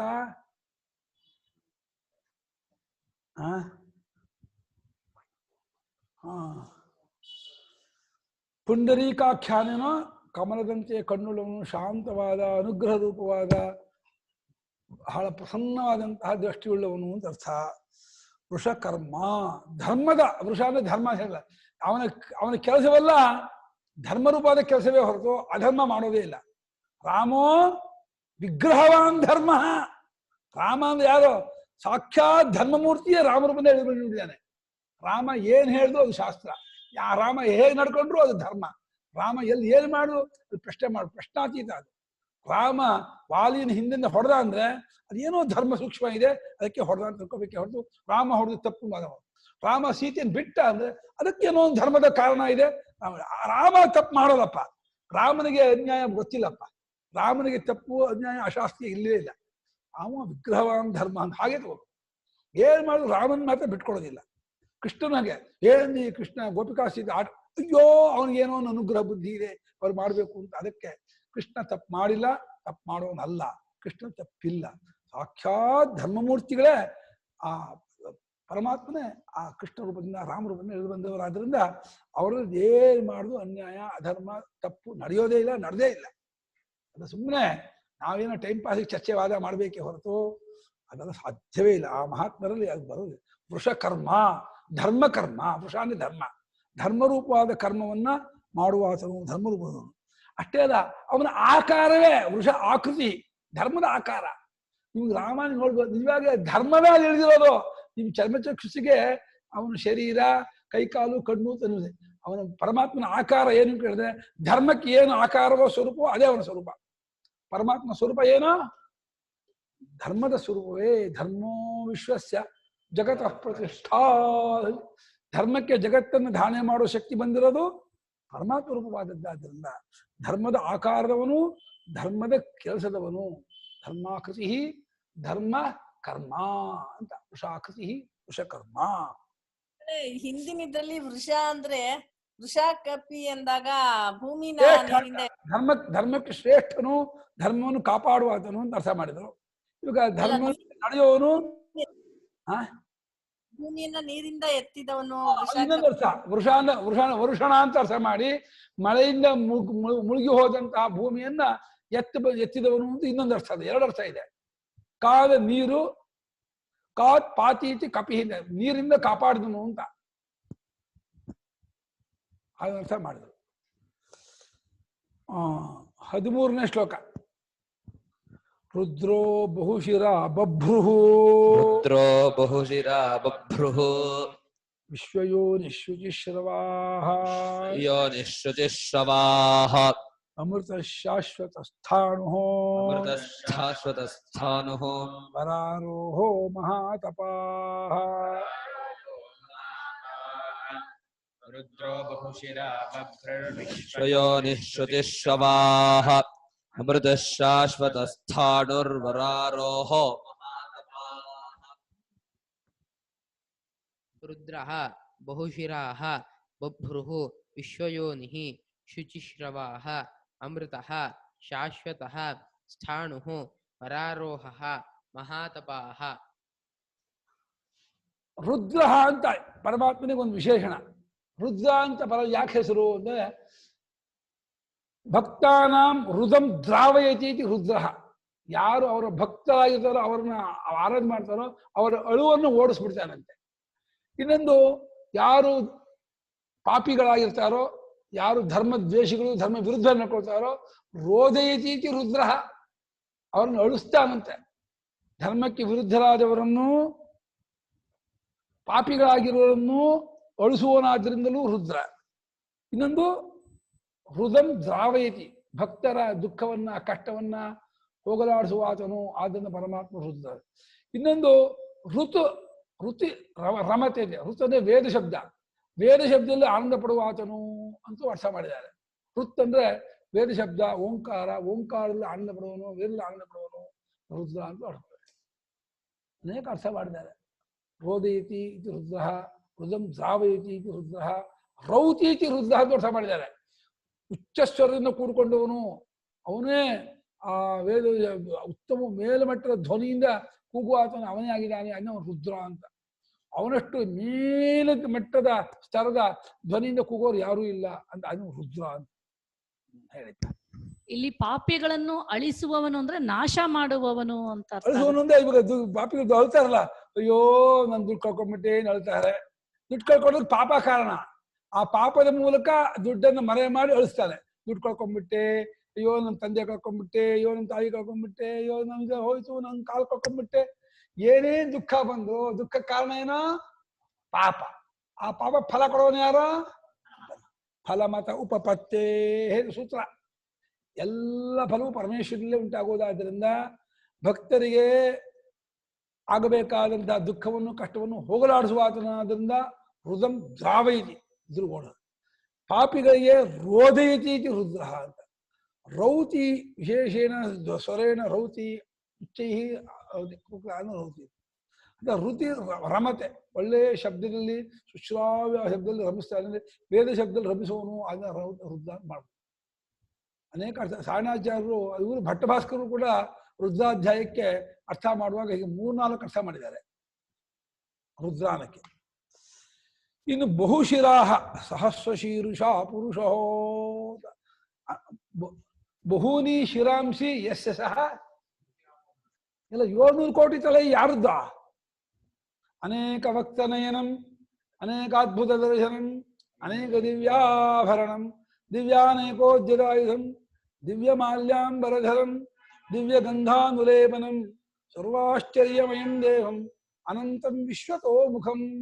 ಗೀತೆ 11ನೇ ಅಧ್ಯಾಯದಲ್ಲಿ ಅರ್ಜುನ ಸ್ತೋತ್ರ ಮಾಡಿಲ್ವೇ, ಅಂಥ ಪರಮಾತ್ಮ. ಸರ್ವತಃ ಪಾಣಿಪಾದಂತ ಸರ್ವತೋಕ್ಷಿ ಶಿರೋಮುಖಂ. ಎಲ್ಲಾ ಕಡೆಯಲ್ಲೂ ತಲೆ, ಎಲ್ಲಾ ಕಡೆಯಲ್ಲೂ ಕಣ್ಣು, ಎಲ್ಲಾ ಕಡೆಯಲ್ಲೂ ಕಾಲು, ಎಲ್ಲ ಜಗತ್ತಿನ ಎಲ್ಲೂ ಅವಂದೇ. ನನ್ ತಲೆ ನೀನ್ ಅನ್ಕೊಳ್ತೀಯ, ನಿನ್ ತಲೆ ಇಲ್ಲ, ನೀನೇ ಇಲ್ಲ, ನೀನೇ ಅವನವನಾದ್ಮೇಲೆ ನಿನ್ ತಲೆ ಇದ್ದ ಬಂತ. ನಮ್ಮ ಅಜ್ಜಿನೇ ತಾಯಿ. ಆ ತಾಯಿ ಇದೆಲ್ಲ ಅವ್ರ ತಾಯಿ ತುಂಬಾ ಶ್ರೀಮಂತರು. ನಮ್ಮ ಅಜ್ಜಿ ಒಬ್ಬರೇ ಮಗಳು, ಅವಳಿಗೆ ಅಣ್ಣ ತಮ್ಮ ಯಾರೂ ಇರಲಿಲ್ಲ. ನಮ್ಮ ಅಜ್ಜಂಗೆ ಸ್ವಲ್ಪ ಬಡತನ, ಕಷ್ಟ, ಅಷ್ಟೊಂದು ತುಂಬಾ ಅನುಕೂಲ ಇರಲಿಲ್ಲ. ಹಾಗೆ ಏನೋ ಇದಾಗಿ ನಮ್ಮ ಅಜ್ಜಿ ಕೊಟ್ಟು ಮದುವೆ ಆದಾಗ ನಮ್ಮ ಅಜ್ಜಿಗೆ ಅದೇನು ನಮ್ಮ ತಾಯಿ ಸಂಪತ್ತೆಲ್ಲ ಇತ್ತಲ್ಲ, ಈ ಜಮೀನು, ಈ ತೋಟ ನಂದು ಅಂತ ಅಂತಿದ್ದೆ. ಯಾವ ಬಂದಾಗ ಈ ಜಮೀನು ನಂದು, ಈ ಅಸಿಲಿ ಒಂದು ಹಾಕಿದ್ದು, ಅದೇ ಆಗಿದ್ದು, ಈ ಅಸಿಲಿ ನಂದು, ನಮ್ಮಮ್ಮ ಕೊಟ್ಟು ನಂದು ಅಂತ. ಸರಿ ಕಡೆ, ನಂದು ನೀನ್ ಯಾರವಳು ಅಂತ ಕೇಳಂತೆ. ನೀನ್ ಯಾರವಳು ಕೇಳ, ನೀನ್ ನನ್ನವಳ, ನೀನ್ ಬೇರೆಯವಳು ಇರ್ಬೋದು, ಬಳಕೋತಿದ್ದೆ ಇರ್ಬೋದು. ಬಳಕ್ಬೇಡ, ಕರೆಕ್ಟ್ ಹೇಳು, ನೀನ್ ಯಾರವಳು ಹೇಳು. ನೀನೇ ನನ್ನವಳು ಆದ್ಮೇಲೆ ನಿಂದೆಲ್ಲ ಯಾರ್ದಾಗತ್ತೆ? ಪಾಪ ನಮ್ಮ ಅಜ್ಜ ಸ್ವಲ್ಪ ಕೇಳಿಸ್ಕೊತಿದ್ರು. ಅದು ಆ ಮನೆ ವಾಸ ಮಾಡ್ತಿದ್ದ ಮನೆಯೂ ಆ ತಾಯಿ ಮನೆನೇ. ನಮ್ಮ ಅಮ್ಮನ ಮನೆ, ನಮ್ಮ ಅಮ್ಮನ ತೋಟ, ಅವ್ರಿಗೆ ನಮ್ಮ ಅಜ್ಜಿಗೆ ಅವ್ರ ತಾಯಿಯಿಂದ ಭಾರಿ ಹೆಚ್ಚು. ಯಾಕೆ ಅವ್ರೆಲ್ಲ ಕೊಟ್ಟಿತ್ತು, ಅಷ್ಟಾಸ್ತಿ ಮಗಳಿಗೆ ಬಿಟ್ಟು ಹೋದ್ರು. ಮಗಳು ಬಿಟ್ಟೋದ್ಮೇಲೆ ಸಹಜ ಆಗಿತ್ತು, ಹೆಣ್ಮಕ್ಳಿಗೆ ತನ್ನ ತಂದೆ ತಾಯಿ ಅಂತಂದ್ರೆ ಅದು ಇಡೋ ಜಾಗ ಇಲ್ಲ. ಆದ್ರೆ ಗಂಡನ ತಂದೆ ತಾಯಿಯಿಂದ ರಾಹುಕೇತು, ಗ್ಯಾಪ್ ಕೊಟ್ಕೊಳ್ಳಿ. ಗಂಡನ ತಂದೆ ತಾಯಿಯಿಂದ ಅವ್ರಿಗೆ ಮಹಾರಾಹುಕೇತುವೆ ಅವರು. ಅಲ್ಲ, ಎಲ್ಲರಿಗೂ ಅಲ್ಲ, ಕೆಲವರಿಗೆ ಹೇಳ್ತಾರೆ. ಅಲ್ಲಿ ಉಂಟು ಲೋಕದಲ್ಲಿ. ರಾಹುಕೇತು ಇದ್ದರೆ ಅವ್ನು ಕೊಡಲ್ಲ ನಮ್ಮ ಹೆಣ್ಣನ್ನು ಅಂದ್ಬಿಡ್ತಾರೆ.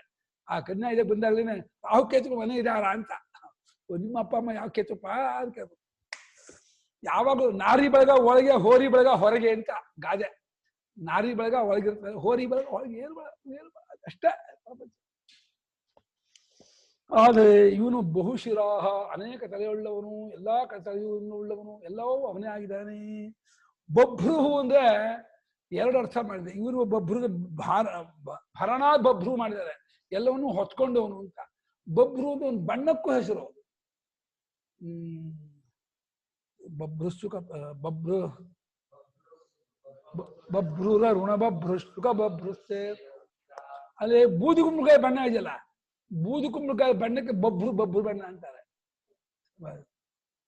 ಆ ಬಣ್ಣದ ಒಂದು ಉಪಲಕ್ಷಣ ಅಂದ್ರೆ ಸಮಸ್ತ ವರ್ಣದ ಅವನೇನಕ್ಕೆ ಏನು ಬಣ್ಣಗಳು ಅಂತಿದೆ, ಎಲ್ಲಾ ಬಣ್ಣವೂ ಪರಮಾತ್ಮ ರೂಪ ಅನ್ನಕ್ಕೆ ಬಭ್ರು ಅಂತ ಒಂದು ಉಪಲಕ್ಷಣ. ಅಥವಾ ಭರಣಾತ್ ಬಭ್ರು ಹೊತ್ಕೊಂಡಿದ್ದಾನೆ, ಎಲ್ಲವನ್ನೂ ಧಾರಣೆ ಮಾಡ್ಕೊಂಡಿದ್ದಾನೆ, ಬಭ್ರು ಅಂತ. ಇನ್ನು ವಿಶ್ವಕ್ಕೆ ಯೋನಿ, ವಿಶ್ವಯೋನಿ. ಇನ್ನು ವಿಶ್ವವೇ ಅವನಿಗೆ ಯೋನಿ, ಅವನ ಯೋನಿಯಿಂದ ಕಾರಣ ಅಂತ. ಪರಮಾತ್ಮನ ಕಳ್ಕೊಳ್ಳೋಕೆ ವಿಶ್ವವೇ ಬೇಕು. ವಿಶ್ವ ಇದೆ ಅಂದ್ರೆ ಪರಮಾತ್ಮ ನೋಡ್ಕೊಳಕ್ ಆಗೋಲ್ಲ. ವಿಶ್ವ ಇಲ್ಲ, ಜಗತ್ತಿಲ್ಲ ಅಂದ್ರೆ ಹೆಂಗ್ ಪರಮಾತ್ಮ ತಿಳ್ಕೊಳ್ತೀರ? ವಿಶ್ವವೇ ಯೋನಿಯು ಕಾರಣವು ಪರಮಾತ್ಮ ತಿಳ್ಕೊಳ್ಳೋಕೆ ಪ್ರಮಾಣವು ಅಂತ ಅರ್ಥ. ಇನ್ನೊಂದು ವಿಶ್ವಕ್ಕೆ ಕಾರಣನು ಅಂದ್ರೆ ಉಪಾದಾನ ಕಾರಣನು, ಹುಟ್ಟುವುದಕ್ಕೆ ಕಾರಣ. ವಿಶ್ವ ಹುಟ್ಟಿದ್ದೇ ಪರಮಾತ್ಮನಿಂದ ಅಂತ. ವಿಶ್ವಕ್ಕೆ ಯೋನಿ ವಿಶ್ವಯೋನಿ. ವಿಶ್ವಂ ಯೋನಿ ಪ್ರಮಾಣಂ ಎಷ್ಟ ಪರಮಾತ್ಮನ ಅವಗಮೆ. ಯಾವ ಪರಮಾತ್ಮನ ಕಂಡ್ಕೊಳ್ಳೋದಕ್ಕೆ ವಿಶ್ವವೇ ಇನ್ನು ಪ್ರಪಂಚದಲ್ಲಿರ್ತಕ್ಕಂತಹ ಇರು ಅರಿವೇ ಪರಮಾತ್ಮನ ಹೇಳ್ತಂತೆ. ನಾನು ಪರಮಾತ್ಮನ ಬಂದಿದ್ದೀನಿ, ನನ್ನಪ್ಪ ಪರಮಾತ್ಮ, ನನ್ನ ಮೂಲ ಕಾರಣ ಪರಮಾತ್ಮ ಅಂತ ಹೇಳಿ ಪ್ರಪಂಚದ ಪ್ರತಿಯೊಂದು ಪದಾರ್ಥವೂ ಪಾಠ ಹೇಳ್ಕೊಡ್ತಾ ಇದೆಯಂತೆ. ನೀ ನನ್ನನ್ನು ಸರಿಯಾಗಿ ನೋಡ್ತಿಲ್ಲ ಕಣೋ, ಬರೀ ಕಲ್ಪನೆ ಮಾಡ್ತಾ ಇದೀಯಾ. ಆ ಕಲ್ಪನೆ ಬಿಟ್ಟು ಬರೀ ನಿಂಗೆ ಏನು ಅನುಭವ ಆಗ್ತಾ ಇದೆ ಅದನ್ನ ಮಾತ್ರ ಹೇಳೋ, ಅವಾಗ ನಾನು ಯಾರು ನಿನ್ಗೆ ಗೊತ್ತಾಗತ್ತೆ ಅನ್ನತ್ತೆ ಪ್ರಪಂಚ. ಹಂಗೆ ನೋಡಲ್ಲ ಇವನು. ಅವ್ನು ಚೆನ್ನಾಗಿದೆ ಚೆನ್ನಾಗಿಲ್ಲ ನೋಡ್ಬಿಡ್ತಾನೆ, ಅನುಕೂಲ ಪ್ರತಿಕೂಲ ಅಲ್ಲೇ ಬಿಡ್ತಾನೆ, ಹೆಸರು ಆಕಾರ ನೋಡ್ಬಿಡ್ತಾನೆ. ಅದು ಅನುಭವ ಆಗೋದು ಬರೀ ಇದೆ ಅಂತ ಅನುಭವ ಆಗುತ್ತೆ, ತೋರುತ್ತೆ ಅಂತ ಅನುಭವ ಆಗುತ್ತೆ ಹೊರತು ಇನ್ನೊಂದು ಅನುಭವ ಆಗೋದಿಲ್ಲ. ಪ್ರಪಂಚ ಪದಾರ್ಥ ನೋಡಿದಾಗ ಬೆಟ್ಟ ಇದೆ ಅಂತ ಅನುಭವ ಆಗುತ್ತೆ, ತೋರ್ತಾ ಇದೆ ಅನುಭವ. ಅದು ಚೆನ್ನಾಗಿದೆ ಅದಲ್ಲ ಇವನು ಇಂದ್ರಿಯಕ್ಕೆ ಇವನು ಸಂಸ್ಕಾರ ಬಿಟ್ಟಿದ್ದು. ಪ್ರಪಂಚವು ತನ್ನ ಮೂಲ ಕಾರಣವನ್ನ ನಮಗೆ ಟೀಚ್ ಮಾಡ್ತಾ ಇದೆ, ಪಾಠ ಹೇಳ್ತಾ ಇದೆ. ನಾನು ಅಲ್ಲಿಂದ ಬಂದವನು, ಆ ರೂಪದವನು ಅಂತ ತೋರಿಸ್ತಾ ಇದೆ ಅಂತ ಹೇಳ್ತಾರೆ. ಅದು ವಿಶ್ವಕ್ಕೆ ಕಾರಣವು, ವಿಶ್ವವು ಕಾರಣವು ಪರಮಾತ್ಮ ವಿಶ್ವಯೋನಿ. ಇನ್ನು ಶುಚಿಯಾದ ಶ್ರವ ಅಂದ್ರೆ ಕೀರ್ತಿ, ಯಶಸ್ಸು, ಪರಿಶುದ್ಧವಾದ ಕೀರ್ತಿ ಉಳ್ಳವನು ಅಂತ ಅರ್ಥ. ರಾವಣನಿಗೂ ಏನಕ್ಕೇನ ಪ್ರಕಾರಣ ಪ್ರಸಿದ್ಧ ಪುರುಷೋಭಾದಿಲ್ಲ. ರಾವಣನು ಪ್ರಸಿದ್ಧರಾದ ಅಂದ್ರೆ ಅದು ಬ್ಯಾಡ್ ಫೇಮಸ್ಸು, ಅದು ಪ್ರಯೋಜನ ಇಲ್ಲ. ಸೀತಾಪಹರಣ ಮಾಡಿ ದೇವತೆಗಳಿಗೆ ತೊಂದರೆ ಕೊಟ್ಟು ಧರ್ಮವನ್ನು ನಾಶ ಮಾಡಿ ಕೀರ್ತಿ ತಗೊಂಡಂತಹ ಕೀರ್ತಿ ನಿಜವಾದ ಕೀರ್ತಿ ಅಲ್ಲ, ಅದು ಅಧರ್ಮ.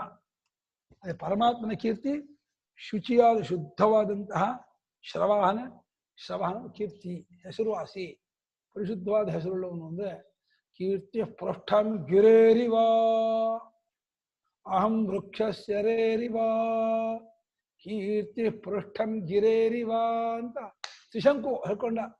ನನ್ನ ಕೀರ್ತಿ ಪರಮಾತ್ಮಮಯನಾಗಿರ್ತಕ್ಕ ನನ್ನ ಕೀರ್ತಿ ಬೆಟ್ಟದ ಕೋಡುಗಳಲ್ಲಿ ಎತ್ತರವಾಗಿ ಜಗತ್ತಿಗೆ ವಿಖ್ಯಾತವಾಗಿದೆ ಅಂತ ಹೇಳ್ಕೊಂಡ. ಅಂದ ಶುಚಿಯಾದಂತಹ ಶ್ರವ ಅಂದ್ರೆ. ಇನ್ನು ಶ್ರವ ಅಂದ್ರೆ ಕೇಳುವಿಕೆ ಅಂದ್ರೆ ಶುದ್ಧವಾದಂತಹ ಓಂಕಾರವನ್ನೇ ಪರಮಾತ್ಮ ವಿಚಾರವನ್ನೇ ಕೇಳುವಂತಹ ಸ್ವಭಾವದವನು ಅಂತ ಅರ್ಥ ಮಾಡ್ಬೋದು. ಅವನಿಗೆ ಅದೊಂದು ಕೇಳ್ಕೊತಾನೆ.